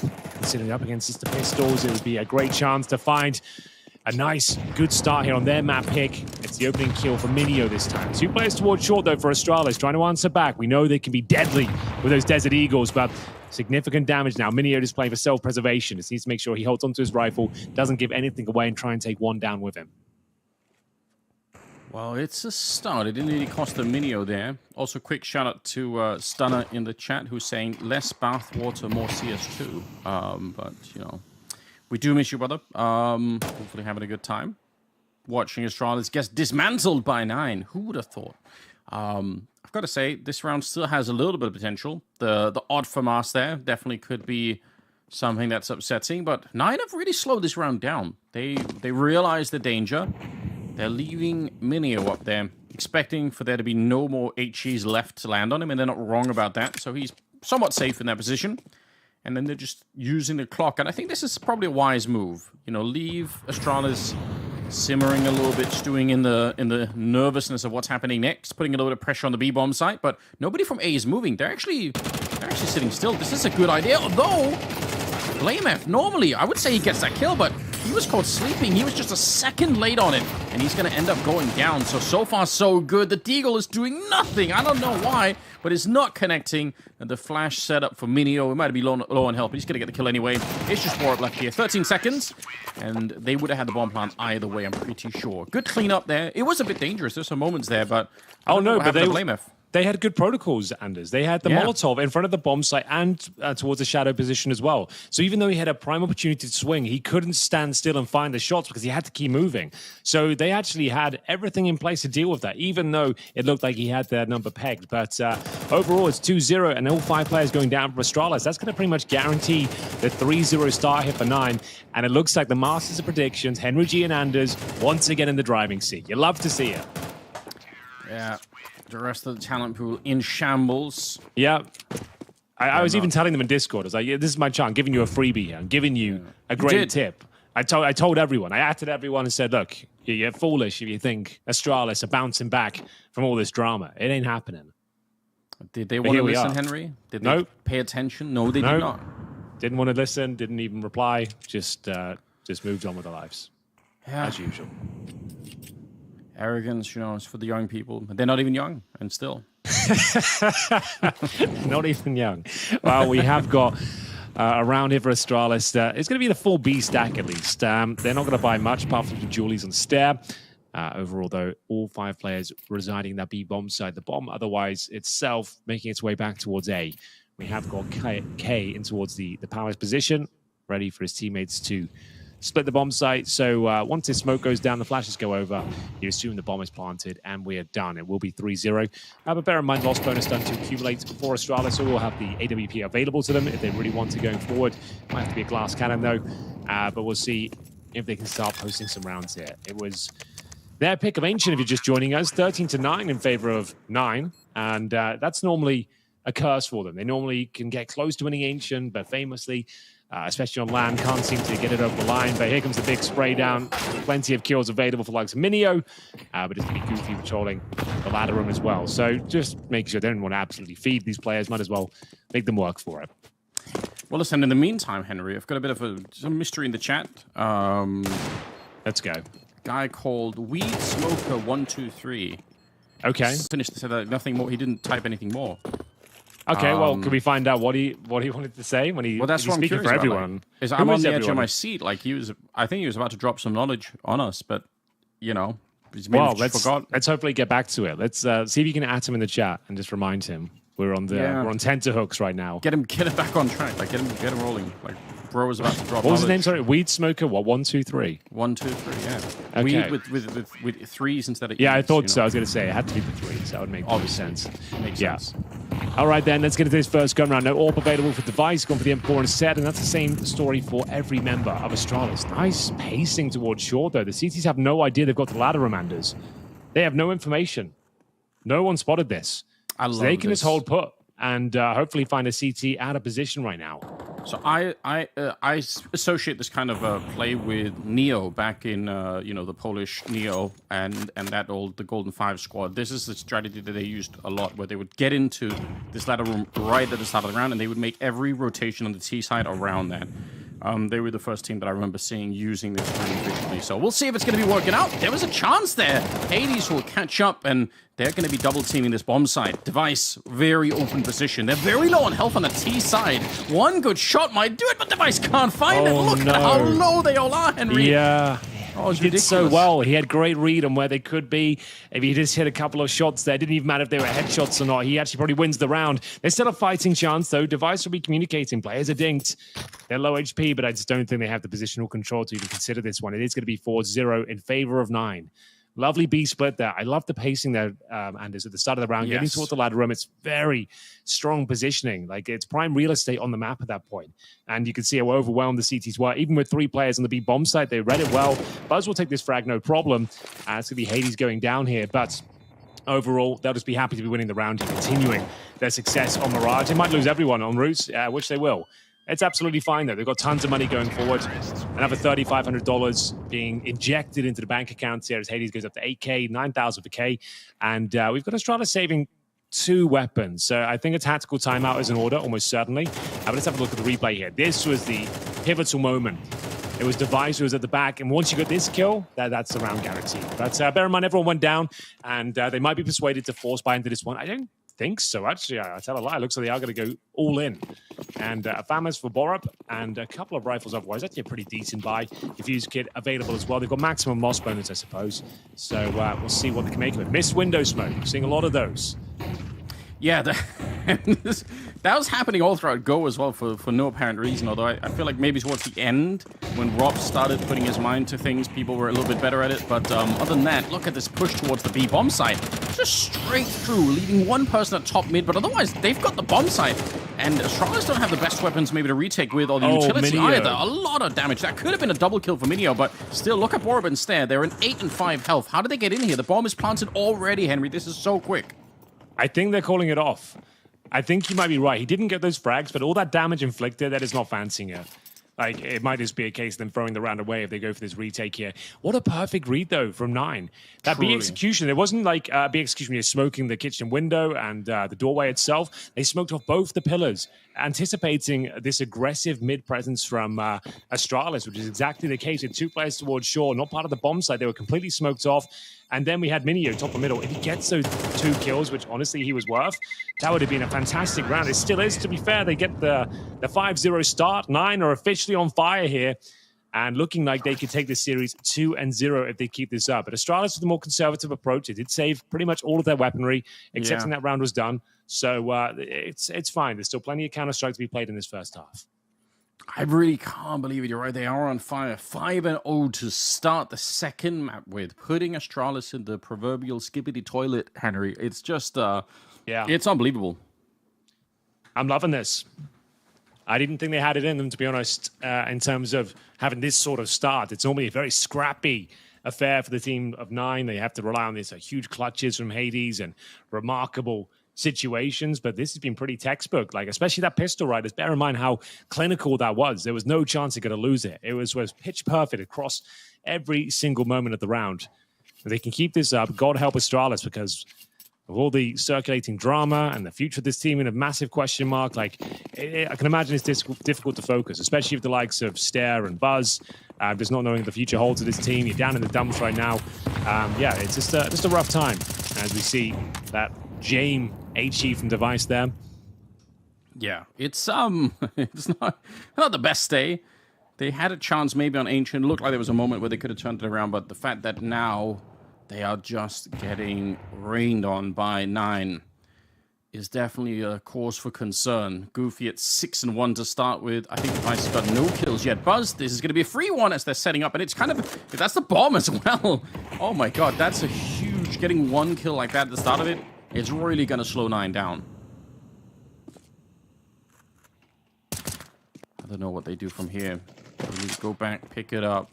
They already used some of their grenades. I guess they have enough to recommit to it. And Kyle, I guess the kill on Device. He's 0-5 at the moment, so having a really hard time finding anywhere to stand in this Mirage game. But this is like the CT economy we discussed yesterday, and he hasn't had the AWP yet, right? We're going random 6. That's 50% of the game completed, and he hasn't had his signature weapon, like, because they've had these rough rounds, but this is looking better. Buzz working in tandem there. With Stare, they managed to find the man advantage once again, but where do 9 want to finish? 35 seconds. Blame effing towards the sandwich. Looking to take a bite out of 9 here. Nice opening frag, but that's all he finds. He still maintains the advantage. That should be enough now. 3 versus 1 is K with 25 seconds. Has to make his way towards the bomb site, and the C4 is down. Buzz, real nice finish there. 4 kills in total. Need a lot more where that came from. They actually recover 3 AK-47s here as well. So in a much stronger position. Might be considering the AWP, if they can buy it. I think they can. So this is the first time we go to round number 7, like we said, over halfway through, and now he can finally bring out the snipers. So the problem is, we'll see if 9 want to take a tactical timeout here. Their money's slightly compromised, a couple of drops available, but Buzz, very nice proactive play there in front of the execution, making sure he catches them with the grenades in their hands. They didn't anticipate Blame F there. He's good for 1 kill. That's all he needed. And then Buzz just mowing them down here with the AK-47. Finally, Great something job. going the way of Astralis. They needed it. And there's, you just mentioned it, he didn't have the AWP, but he does now. And he finds the opening kill of the round, the first kill of the map for himself. Blameff going to get hunted down with the Tech-9. Shot in the back, unfortunately. Yeah. It will be a 4 versus 4. You would take that all day long if you're 9 because you've just taken an equal trade, like a 4-on-4, which traditionally favors the T side, and now you upgraded that Tech-9 to a rifle as well. This is actually good news for 9 in that first frag, believe it or not. But we have got an interesting setup here, Anders. Being boosted up and towards the B apartments, Borup. He's been quiet today as well. He's got his work cut out for him right now. If he gets a double, could be worth it. I'm not sure if they want to commit to this. Now it's up to Stare, but he's got a great position. I'm actually liking this with the AK in hand as well. He's got an incendiary. He can segregate them, but will he be sniffed out? That's the question. Biding his time, hoping he can cause some big damage here, but another equal trade. We go into a 2 versus 2. Certainly possible for Astralis to consider this retake here. Buzz is alive with Device as well. Like you said, got his first frag of the game so far. That one doesn't quite connect. Gives up his position, and now both CTs in towards that kitchen. This is so dangerous. What a jump down there. That could have ended him. Device is lightning fast with this one. I don't know. They're still almost... Oh my god, he's shooting him in the leg, but he did tag Kyler through as well. And way more damage on the Kyler. Maybe that actually is worth it at the end of it. Kyler's going to be going down, and so will Hades. They run it through. Buzz has the defuse kit. He's going to be straight on it. What a retake here from Astralis. That looked sketchy for a minute, but, you know, Device had it all covered. Yeah, it definitely got a bit scary there. The leg shot coming through, but that was the first kill of the game for Device. Goofy answering back with that Tech-9. Nice little maneuver towards B. They got the trade, so it's a 2 versus 2. Just very well played on that retake there as Buzz and Device working in tandem. They had a kid as well, so they had the time to work with, and it will be their second run on the board. I dare say the money should be fractured at the very least here for 9. It looks to be a partial by Anders and a full set piece. They've got themselves lots of utility. 4 smokes, one of which has been deployed towards middle already. Just the traditional short smoke. And it's going to go in towards B there. That's why they didn't find the majority of their kills. The money is slightly compromised on that side of the map. So they're just going to go for the B execution. I dare say it'll be the same one we saw before. The pillar smokes going down. Flashes are plenty and just full sender towards the bomb site here. Borup can feel it coming. He drops a defensive smoke himself. Good damage from the HEs here. And we are going to see the first frag come in favor of Blameff. He's looking for a triple here. Borup will find the third instead. And it's now going to be a 4 versus 1 as Hades is stuck between a rock and a hard place. There's not really much he can do with this one, I'm afraid. Holding towards the apartments at this stage, just hoping to cause a little bit of damage if possible. Yeah, killing the bomb plant here would be a bit of a miracle. Probably a stretch to imagine that's really going to be coming through. He did see one, but Borup will get him in return. So, no real issues. Is 9 still with the lead, but Astralis at least starting to kick off. And I think for fans in the chat, that's going to be an amazing time. Because I'm seeing a lot of Danish Counter-Strike fans just absolutely molding Henry. They're not happy with the current state of the game. Well, yeah, they're bouncing back, you know. This is going to be fine. I feel think it's more like... It's more a reflection. Like, I'll tell you what, Norseman in the chat saying, Danish CS is fucked with Astralis' shitty roster and Heroic getting cucked by Jabby and Stalin. So, you know, just it's good to get the temperature of, you know, of what the. I mean, he must be new around here. Like, this is not like a new revelation in Counter-Strike drama. We've had this plenty of times over the years. I'd say this is definitely the spiciest it's ever been with the transparency of Heroic, but. Yeah, this has been going on for years. It's just not been as public before, I suppose. It feels more drama. Maybe it's just because we've had a little bit less Counter-Strike in general after sort of, you know, Sydney ended and it's CS2, so, you know, maybe just there's more focus on it like that. I don't know what it is, but I'm just saying, you know, I'm seeing a lot of people in chat really unhappy with the state of Danish Counter-Strike right now. They're not doing well. So hopefully you guys will prevail. Astralis, at least, they're fighting for you at the moment. They're trying to get it back into it. Blameff and Buzz playing well. It's looking all right. It could still recover this round or this half, I think. Yeah, they can still win the half-handers. Like, yes. Let's focus on the positives here. They've got 3 rounds in a row. Like, bear in mind, as soon as Device got the AWP, they started winning. Like, it's what CS2 is right now. Like, you can't win every single round. That wouldn't make sense. But you can win the game. You can bring it back. That's what they're going to be stealing their minds towards the moment. Smokes are set up. Double smoke. They're coming in from Hades. He's throwing all of the smokes. We'll see if it's going to be enough. One of them providing maybe a bit of cover if you want to get out from the Palace position as well. Kyler with the opening kill. That's a strong one to begin with. And they find Stare through the smoke as well. This A defense is really getting beat up at the moment now. 2 people are still left here, but it's a 5 versus 3. How do they even bring this one back? There's low HP players at least. I still think there's a fighting chance. When there's a will, there's a way, Anders. That's what I say.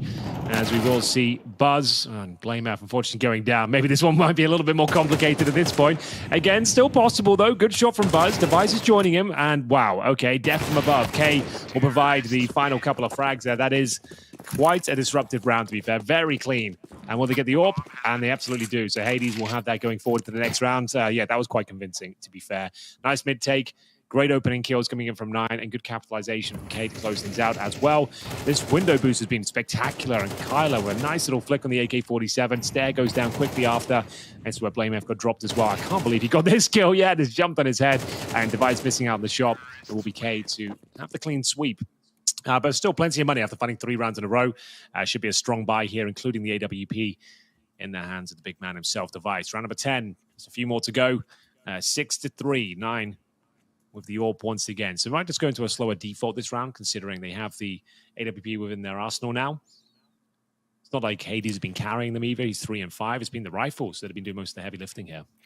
It really has been, which I guess is not that uncommon. We're on Mirage, so on either side, finding a lot of... You look at the real how the architecture of the map is, you would think this is an amazing AWP map, but more often than not, I feel like it is kind of hard for the AWPs to really get into the swing of things. It's just always been the case, so...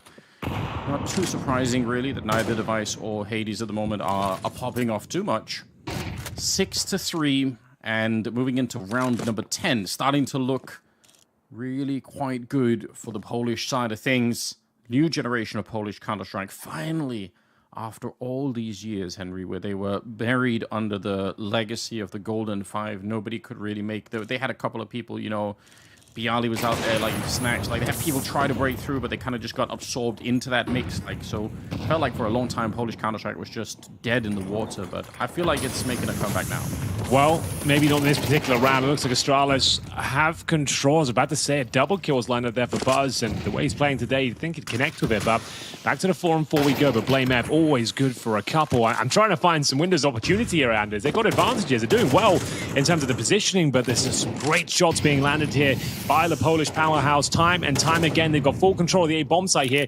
If they get the plant through cleanly, this is going to be difficult for Astralis to recover. They've got a window opportunity here. Stair does some considerable damage towards Hades. Not enough to find the kill, though. Minio keeping the dream alive as we get into a 2 versus 2 scenario. Make it 2 versus 1. Bear in mind, it's Hades on 3 points of health. He should not be winning this round. Really shouldn't. Do they have anything to get rid of him? He's running up, making a lot of noise. Oh my god, what a shot! But Stair's still able to get it. It is a 10-second defuse, but he's going to have plenty of time for it. My god, that was a fast shot that he came up with. And actually, I think it was he was being pre-fired, Hades. He could have been dead just turning the corner. But still, Astralis, even if it's close, and even if it's down to a 1 versus 1, they're going to take the round win. They need it so badly. So 6-4 the scoreline. It does cost them a lot, and their economy is going to be bad going forward. But still, they're on the right track. And I think they just need to clean this up. Make it a 6-6 half. Try and see if they can get there. And they're still going to be behind, probably, but at least they can walk out of the first half with a little bit of a smile. Yeah, I think you're right. This is an exciting, like, in terms of spectator experience, like, as long as you haven't got a horse in the race, this is a great half. This is exciting. Like, every round's going right down to the wire. And Device, you'd think that would be dead on. It looked good. That's even better, though. There's Buzz making that MP9 sing, and it's an AMAC 10 here. A bit of an awkward battle, but Kyler does pull one back. He takes a lot of damage en route. So call that a victory for Astralis here. We are going to see the penultimate round of this first half. Second map as well on the second day here at the Roobet Cup 2023. It's been absolute chaos throughout this tournament. Yes. Some great close series with massive kills, huge clutches, and some very disappointing finishes as well. We are going to see a 4-on-3 ensue. BlameF likes to take matters into his own hands in these sort of scenarios. He's currently holding tight towards the A ramp. Bear in mind, he's got Hades behind him in the Palace position as well, as the Poles will transition over towards a B bomb site. Device is there. It's not a great smoke. It sort of works, I suppose, but not a great one. And we'll see if Hades can disrupt the defense over towards A. If you can find even a kill, just something over here. If you just find a trade, you get this one and goes down, that'll be enough. And there's a Molotov in towards jungle. BlameF not moving an inch, though. The fact he's got A-ramp control, he knows there's not really much coming. That's not going to be enough. And even maybe just take this read. Oh, they've actually, no, they've vacated B, Anders. They have taken a hook, line, and sinker. I wonder if what did it isn't even the Molotov that he threw, but the scope sound. How often is the scoping guy, or the AWP guy, the one that's playing alone at a bomb site? I think that might have thrown them off, because he did scope when he was all the way out of the palace, and I'm pretty sure Blameth must have heard that. So I wonder if that's also what kind of gives it. You're like, if it's an AK, you could expect for the AK to be solo playing the palace, you know, late as they're hitting the B bomb site, but I feel like it's less common when it's the AWP, so maybe that threw them off a little bit too. There's still a 3-on-3, and they are still en route to try and see if they can get this retake through. Well, there's a kit on stair. I was almost lying to the audience there. He's going to go down, so the kit's on the ground for the minute. Nice shot from Device, right at the edge. Blameth. Well, yeah, there's one on the ground, but they're so far away. It might not even have ever mattered, so they're going to be backing off, and it's going to be a 7th round for 9. My God. Yeah. That's unfortunate, but great. Again, great execution coming out from 9. Very nice indeed. Yeah, they've got a firm grasp in this game so far. They've made some really nice calls. They're hitting the shots that really counts. Like, you can have the best strategies, the best reads of the game, unless you're hitting your shots, like, it's all for naught, really. But they're the full package right now. Like, Astralis are doing their best to keep up. They're presenting some great moments as well, like this from Buzz. Thinking on his feet with the MP9, gets 1.5 kills, but still wasn't quite enough here. Minio cracking things open towards B, and then a little fake in towards the A bomb side. There's one Molotov, a scope from Hades. He didn't get any kills, but he pulled everyone out of the bomb side. It gets close, but as mentioned, no kit available. Just making sure they have the AWP for this final round of the first half. A couple of MP9s, a Famous Device will need to carry them through this. He's found some good opening kills. Bear in mind, there's one point he was 0-5, so he's had a bit of a resurgence here. AWPers have dropped off somewhat in CS2, but here we go. Final round of this first half. 9 looking to pit Astralis to bed as they get the opening frag here. Another good opening. It just keeps on happening. They're really, really playing it well at the moment. Each individual on the side of 9 showing up just when they need to. Device hoping to catch somebody over the smoke, but it's not proving possible at the moment. He's going to re-smoke that position to buy a little bit more time. Bomb is still dropped back on the ledge towards the middle on the T side, so for now, 9 haven't really made up their minds yet. You know, it's a historic victory for 9 taking down Astralis on Ancient, but you know what else would be shocking, Henry, if this ended in 2 maps? For you and I, that's never happened. I don't think we've never commentated a 2-0. Like, yeah, I don't think it's ever happened. Last year, I don't think that's gone through. So that would be a record in its own right, to be honest. So let's keep track of that. Let's see if the admins can go back in the history books and find out when the last time we saw a 2-0 when you and I were casting. I don't think, it's ever happened. But here we go. Doubt it. A chance to really start hammering in the final nails to the coffin. 25 seconds, a 5 versus 4. It's a B bomb site. Has been under a lot of scrutiny, Anders. It's Stared to defend with the MP9. Borup with the Famous. They've got 0 utility between them. It's going to take raw fragging ability now. There's no backup, and they're going to have to hit their shots. Good damage on the first of the Famous, but now needs a lot of backup here. Another dink is found, but it's 4 versus 2. The only way they win this round and they can deny the plants, is there any way they can do so? Not going to happen. Device goes down, and the round is surely done and indeed dusted. Blameth with 2 flashbangs. No defuse kit, 4 kills to find. 9 with a tremendous scoreline here on the second map, looking for the 2-0, 8-4.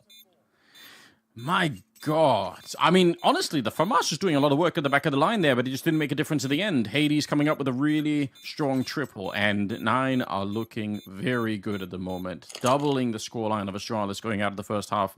You got to say, that is impressive, and I don't know what the Danes need, but it's going to have to be one hell of a second half for them.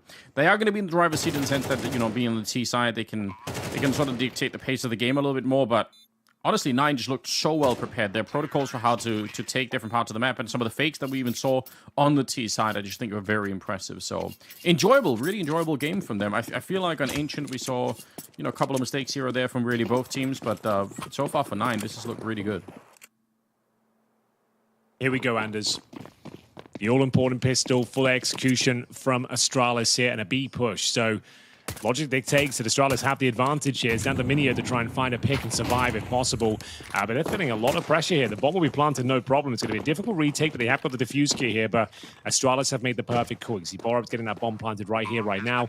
We will have a bit of a flank coming in towards the A ramp as well. But can Astralis hold on? It's a great first step in the right direction. Hades has been dropped.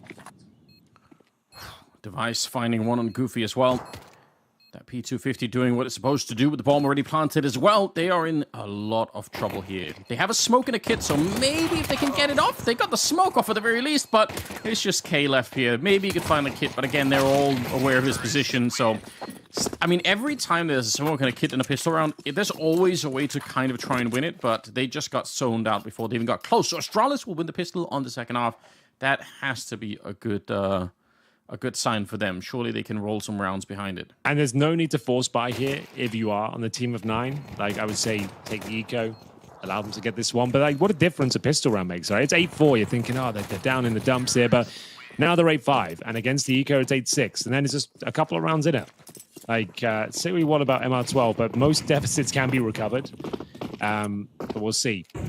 9 with the full eco indeed. They're going to send 5 players towards short. Now, I try to stay away from saying these rounds are a foregone conclusion, especially in this tournament, because we've seen some crazy shit this weekend, or this week, I should say. Like, it's been nuts. Like, in terms of eco rounds, like, going in favor of the defending team, it's been nuts. So we'll see if this little stack towards short will do enough. I think Minions is going to push off and, like, get some aggro and say, yeah, this might be open, you should go for it. But maybe a couple of kills, just one, that will do. It's the full eco.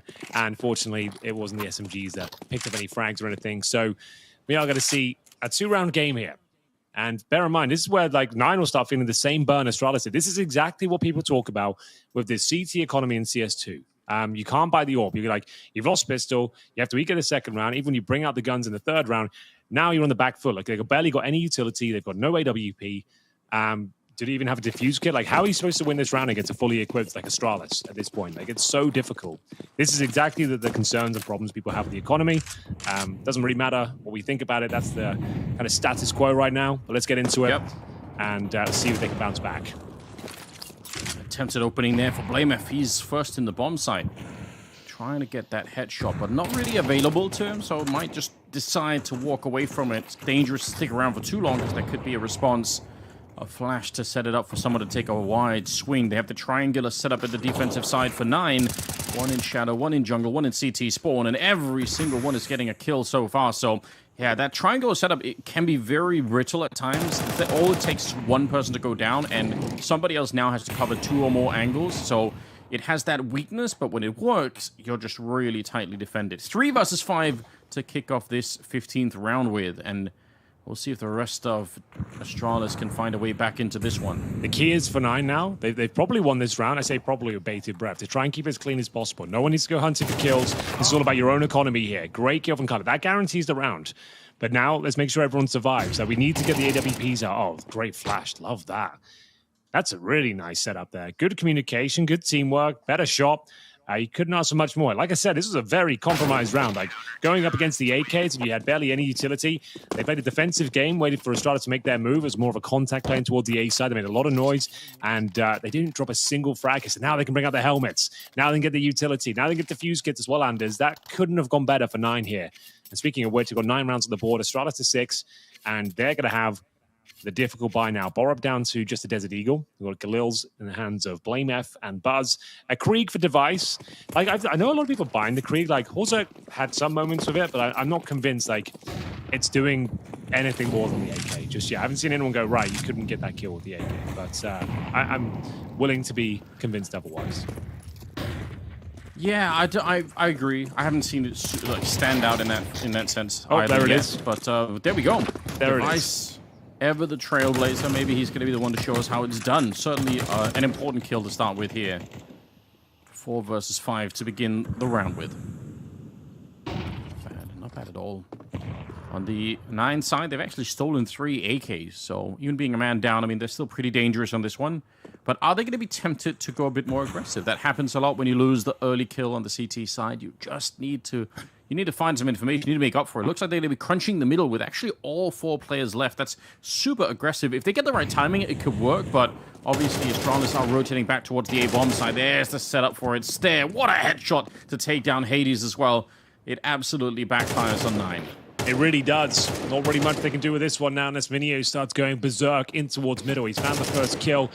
Maybe he can get a second here. Stay with an awkward reload. He's going to be hunted down here. And now they've got a fighting chance. It would be a disaster if they gave this one up. Not going to go for the wall bang here. Device is full HP anyway.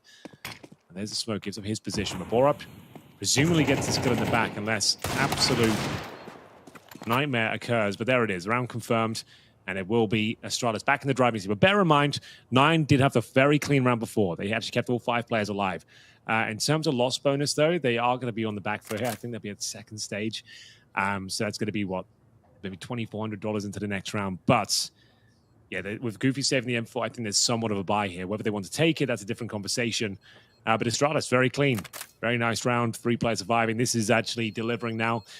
Third map is possible, which is overpass at this stage after recovering this 8-4 deficit. And we are going to see, like I said, a buy available for the likes of K and Hades. They could bring out the glass cannon as well. He's got $4,800. Oh, yeah. It's possible.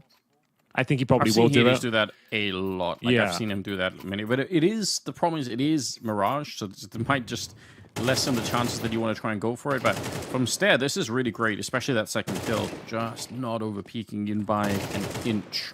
Good to see that kind of stuff. All right. Well, we kind of got a game on our hands again now. I like this. It was starting to look just a little bit too one-sided to really be entertaining, but now that Astralis are waking up a bit more, you look at the scoreboard as well, they're kind of all there. Blamer still leading from the front, but Device is starting to wake up. Stair's doing a good job. They're kind of all here. So this looks like the kind of Astralis engine that could maybe push us onto a third map. Oh, yeah. Totally agree. And if they win this round, they're really onto something. They've got all the advantages they could ask for. Good flash there. I like that one. From Borup. Yeah. Nice little bounce up there. Oh, hold on. Hey, he's getting the opening kill. It's going to be Kyler in the middle taking down Stair. That's a huge arm of the attack. That's an underpass and a top mid. So now the rest of the attack is very one-dimensional. Just all walking in. There's no surprises left. 9 just know to place their crosshairs right at the entrances, and they're going to get the kills. So, wow, I was just bigging up Astralis, and they let me down. Very clean round here. This could be another clean sweep. This case with the perfect position. Oh, I was about to say, but that Kree could be deadly. He even has a chance to pull out the scope and show us exactly what the Kree can do. Maybe I retract my previous statement. That was pretty sick, to be fair. But we'll see if he can stay alive. That's the next question here. And in terms of the finances, boys, Buzz, $100. Borup, 0. Stair and Blame F, 1,900. Device goes down, you got 3,600. I don't think they'll be getting a ton going forward either. So, does he survive? That's the thing. He's got the bomb in his back. The CT economy is very fragile as well. They can let him save his Krieg, I suppose. It's not the end of the world.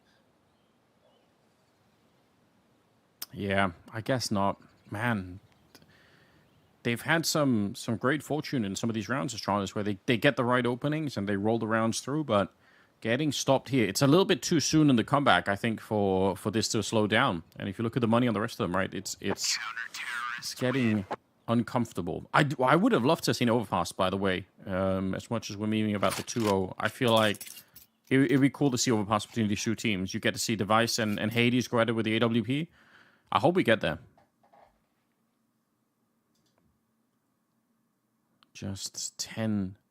So 3-round gap at the moment. And they're going to obviously get to keep the Krieg alive for a little bit longer. Stair's able to pick up the AK in this one. It's very limited what they're going to... Stair Borup instead. Very limited what they can bring into this round. But they're also running out of rounds out of that buffer to play with. So eventually they're going to have to make up their minds anyway. Well, the thing is, they know they've got 9 on the ropes financially as well. They're going to need a bit of a miracle here. They're going to need one of these rounds going in their favor. And to be honest, like 3 rifles, Sec 9s, it's certainly viable. Like, never discount these sort of situations, especially with the likes of Blame F on the server. He's showing some great form today. Still up with 13 kills, still fragging hard. And it's Device that wasn't very quiet in the first half, but showing us he's still got it here in the second. If they can win this round, we're back to the races once again. But it's going to take a great call from Blame F here. And we're going for what seems to be a B-centric attack. Maybe not a B rush, but certainly heading that direction. We're going to see Stair, though, challenge towards top of middle. He's certainly going down. And that's the first hurdle dealt with, as they do have to commit towards the B side now. You don't have a choice, do you? That was part of the mid attack. So now that it's been gone and you're already set up, you might as well go for it. But they're getting blown up. Buzz and Borup both go down. They pulled the trigger pretty quickly. I actually think it's the right move for Astralis. Nice shot for Blame F. He's just crisp and accurate. Would love the fight. Keep it going. Yeah, find the kill before anyone else shows up. They're going to get K as well. Device nearly peeking into that one and dying. That could have been dangerous, but no bomb plant yet. And maybe 9 need to take a deep breath, right? Yeah, I don't know what they're up to. Like, just contain them at this point. Wait for the plan. Wait for your teammates to arrive at the scene of the crime. Like, You got way too excited there towards short, all swinging through, hoping this would be part of the action. You already had a 5 versus 2 situation. Why do you need more kills? What are you up to? Yes. Regardless, they've given them a fighting chance. Players that play Meth, like I said, he's deadly in these sort of scenarios. You got Devices as wingman as well.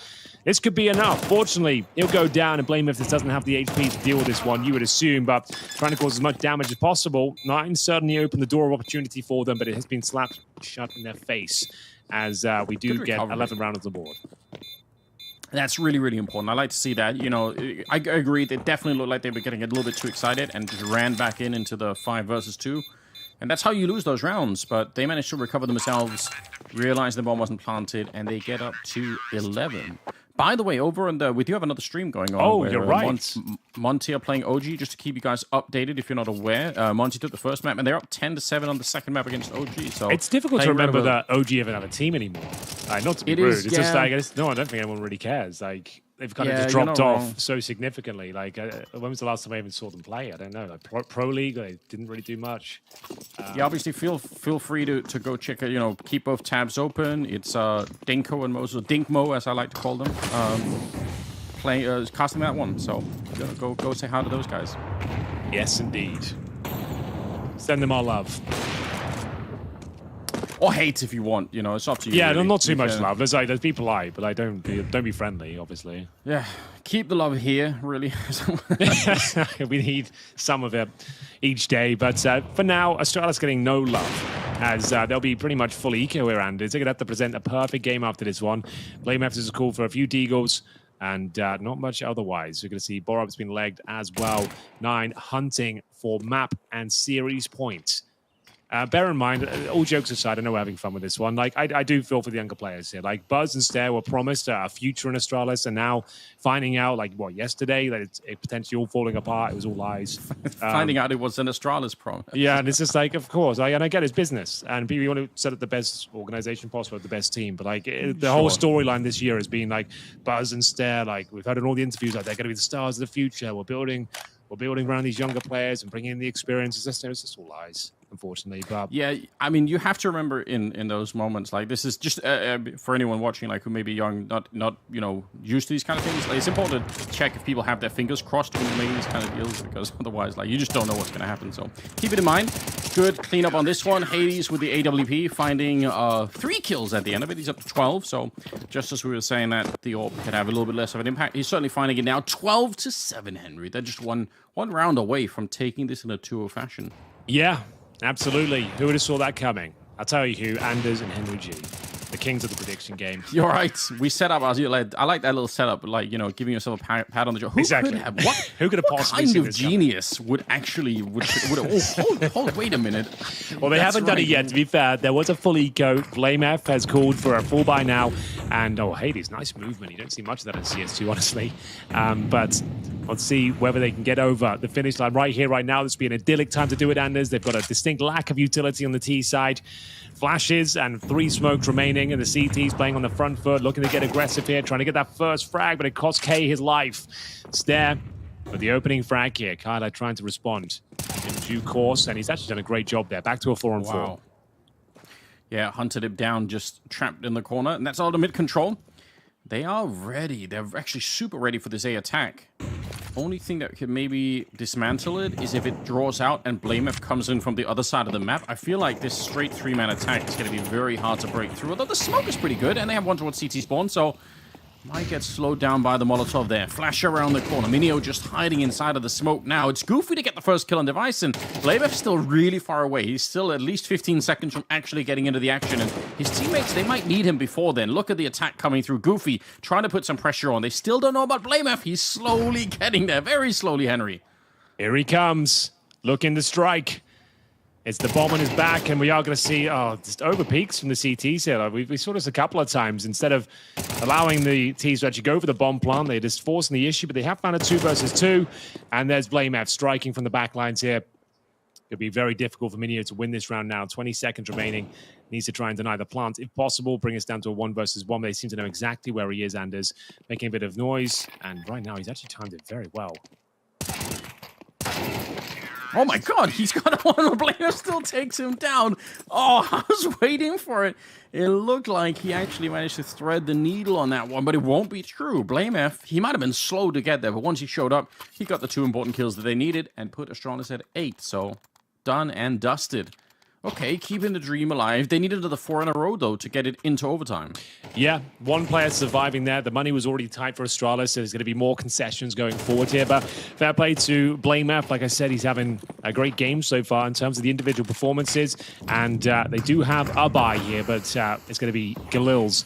The recovered AWP at the very least here. But I still believe, like, I don't think this is outside the realms of possibility. Like, Nine, I've commented so many of their games. They are known to choke big leads. Like, they're not closers by any stretch of the imagination. Like they're a good team, respect them.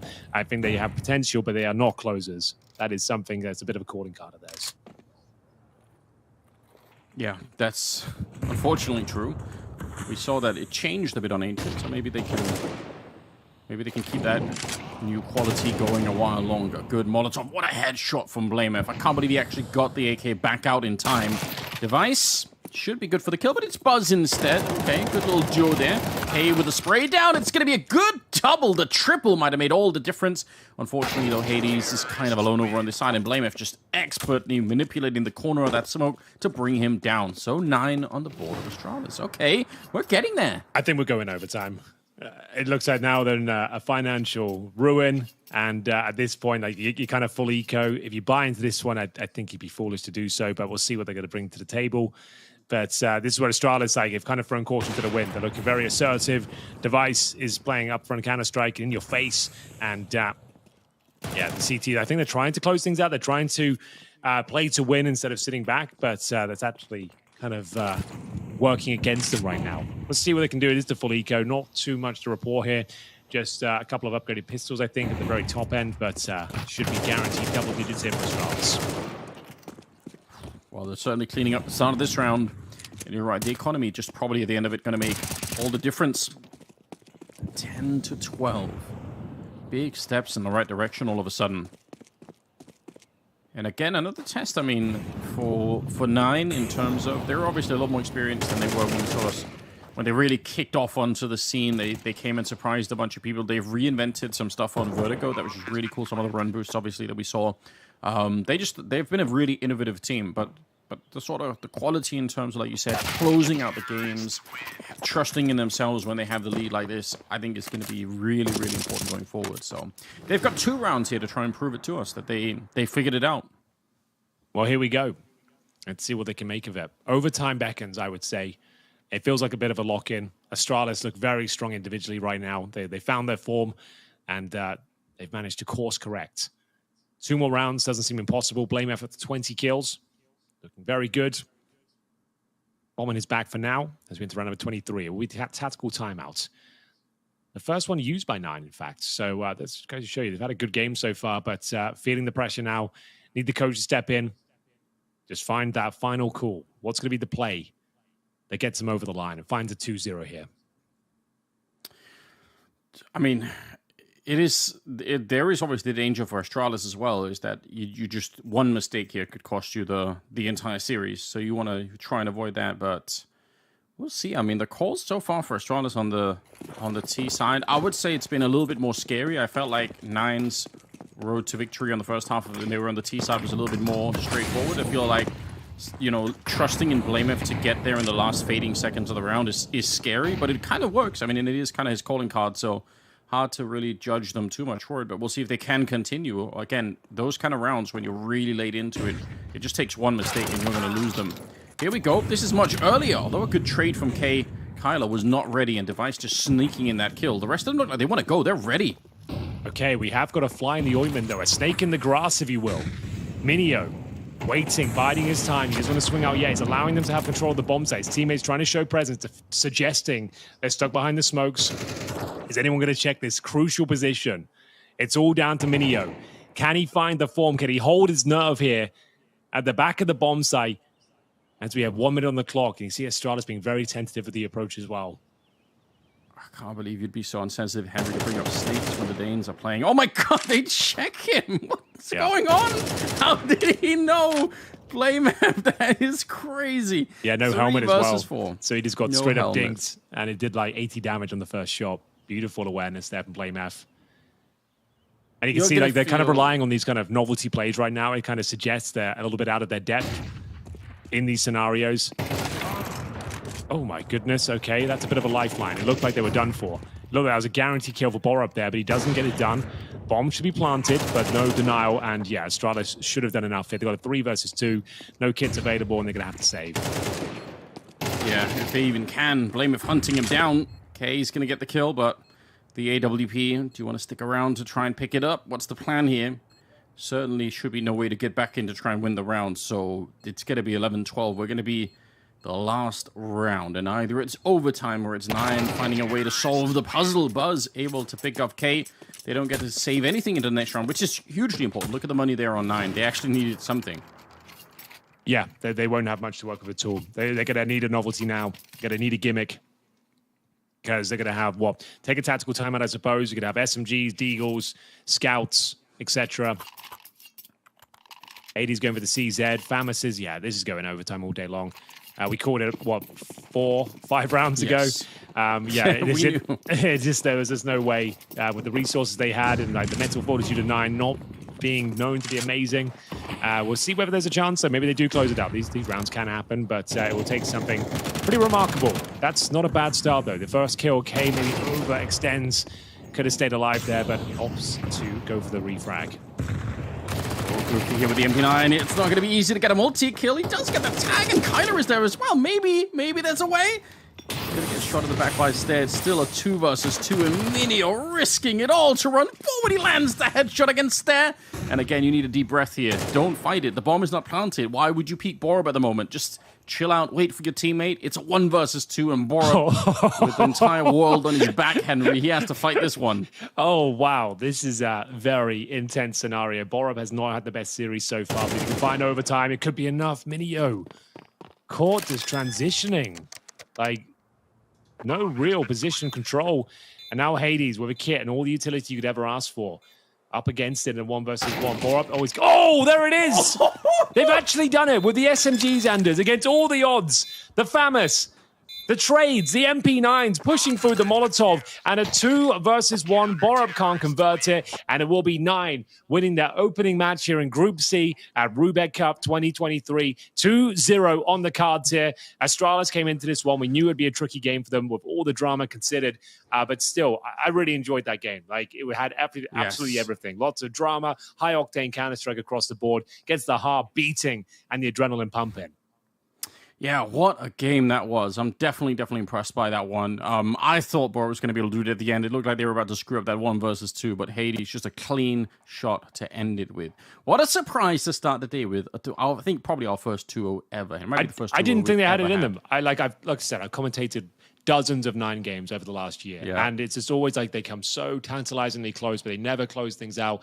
But finally, they managed to make it work. They get it over the line, and is in a 2-0. That's a great result. And guys, what do you think about that one? We'll throw it over the desk to hear their thoughts. 9 have done it. It's 2-0. Well, with an 8-4 half going in way of 9, Astralis almost looked like they could have taken us into overtime, but ultimately 9 comfortably, I'd like to say, closing that one out. No? First of all, props to Henry for not using scented candles anymore.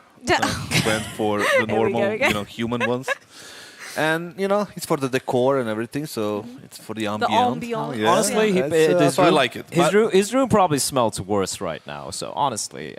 Henry is a pretty neat guy, in a sense. Yeah, but it could be better. Anyway, I am Back to gobsmacked. CS. I am absolutely gobsmacked that 9 have won a series in a 2-0 fashion. It looked like it was slipping away. I was with Hank there. I'm like, he called it. He's like, it's going to go to OT once the money got broke. But in the end, a 1v1 be going their way. And yeah, it's a good win. For Astralis, I got to be real. You don't ban Mirage, so you know there's a high probability of 9 picking this map, and I expected more of a game plan, right? Even though the scoreline was 13-11, it was very close. It was looking like 9 were in full cruise control, at least in the first half. And This is not Astralis I expected to see here, but it is what it is.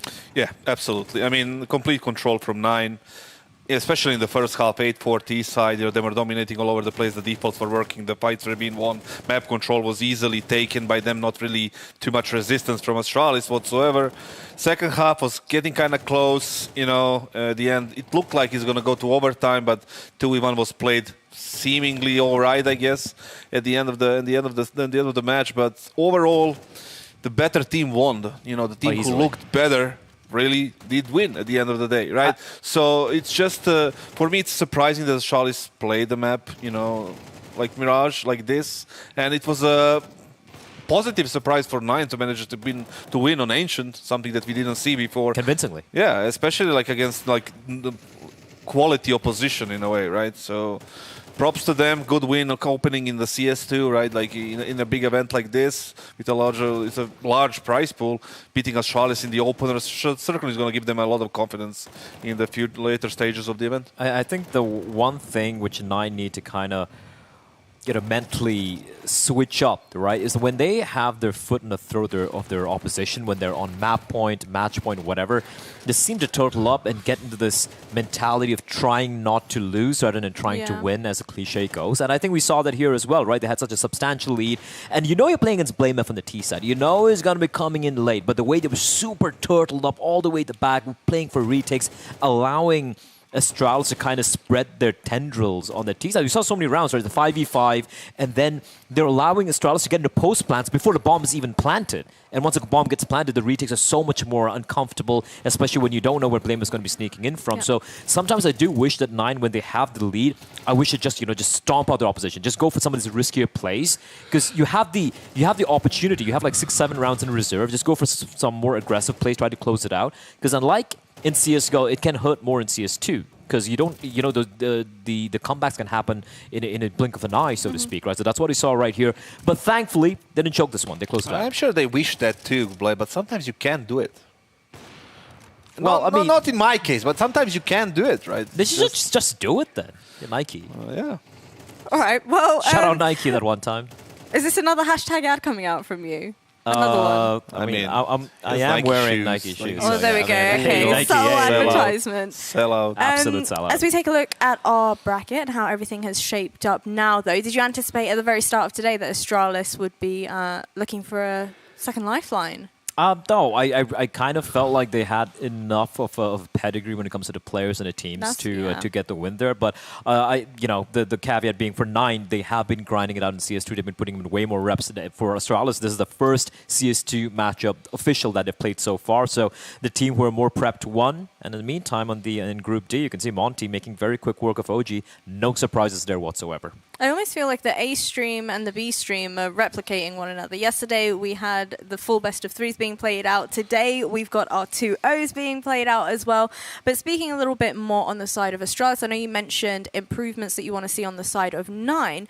But for Astralis, there were multiple occasions where players seemingly fumbled the bag, were simply not clearing angles, being very cautious, making incredibly silly mistakes. And when you start to mention those big names, you'd anticipate this would be like second nature for them. It comes down to focus. It's not really like muscle memory or anything like that. It comes down to focus. Maybe circumstances around the team, around everything that's going on, affected the preparation, affected the practice. It kind of affects your game too. But maybe it's just an off day. Maybe we're just speculating, right? Overall, they did look like a weaker team, and that's something they need to work on if they want to go through the group. And managing to get to the playoffs is not going to be an easy path, right? But it's not impossible. They have been down in the lower bracket multiple times in different events. So it's not over for them, but it wasn't great today, so yeah, overall, better team. Also a little extra disappointed because yes, there is the entire caveat of the entire heroic drama, the intangibles where we're just speculating about things, but this is a team who hasn't played officially in about a month right now. You assume they've been putting in the prep work, you assume they've been, kind of been drilling themselves in certain maps here and there, and unfortunately it didn't really look like that today, but hopefully it's just, just starting jitters and CS2 and all of that, and maybe we see a better Astralis tomorrow. Well, or day after, whenever they play next. Tomorrow, day after, maybe it's going to take a little bit longer than that, especially if they have a new lineup coming into play. But as we revisit our predictions, Kasad, you finally did it, man. I won the board. That's what you want. Like, You won It's the a start. board. It's a foot forward. just take it easy. Just 8 more days of this. Henry G and Anders, though, I feel like these guys' biggest brains we have in CS2 now. They're just YOLOing They're it. just built diff. Although that being said, I will agree that Hank did have a good point when it, in the cast. He was like, "Listen, Astralis, their mindset's going to be kind of screwed right now, so we should be hedging with 9." So maybe he's got something going for him. Logic. That's what he went for. And they're both top of the table. So shout out Henry and Anders, smart men. Might I add, though, that if Apeks managed to close out our next best of 3, every single one of us will have got our predictions wrong. True.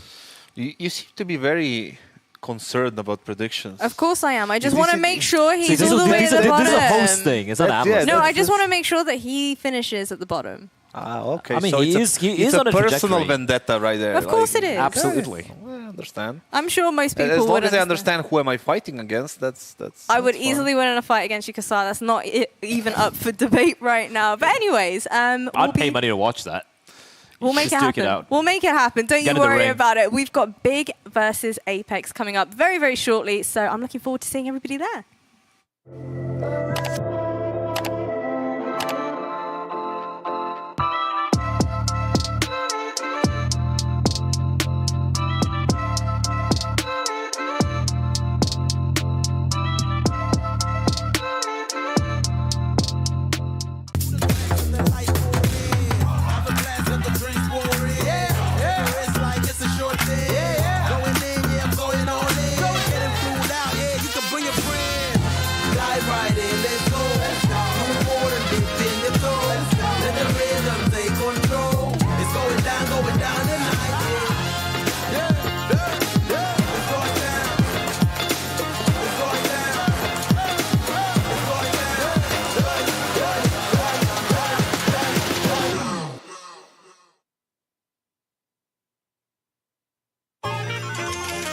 Boludo, ¿qué mierda estás haciendo? Apaga el teléfono. Estoy jugando con 9 fans, boludo.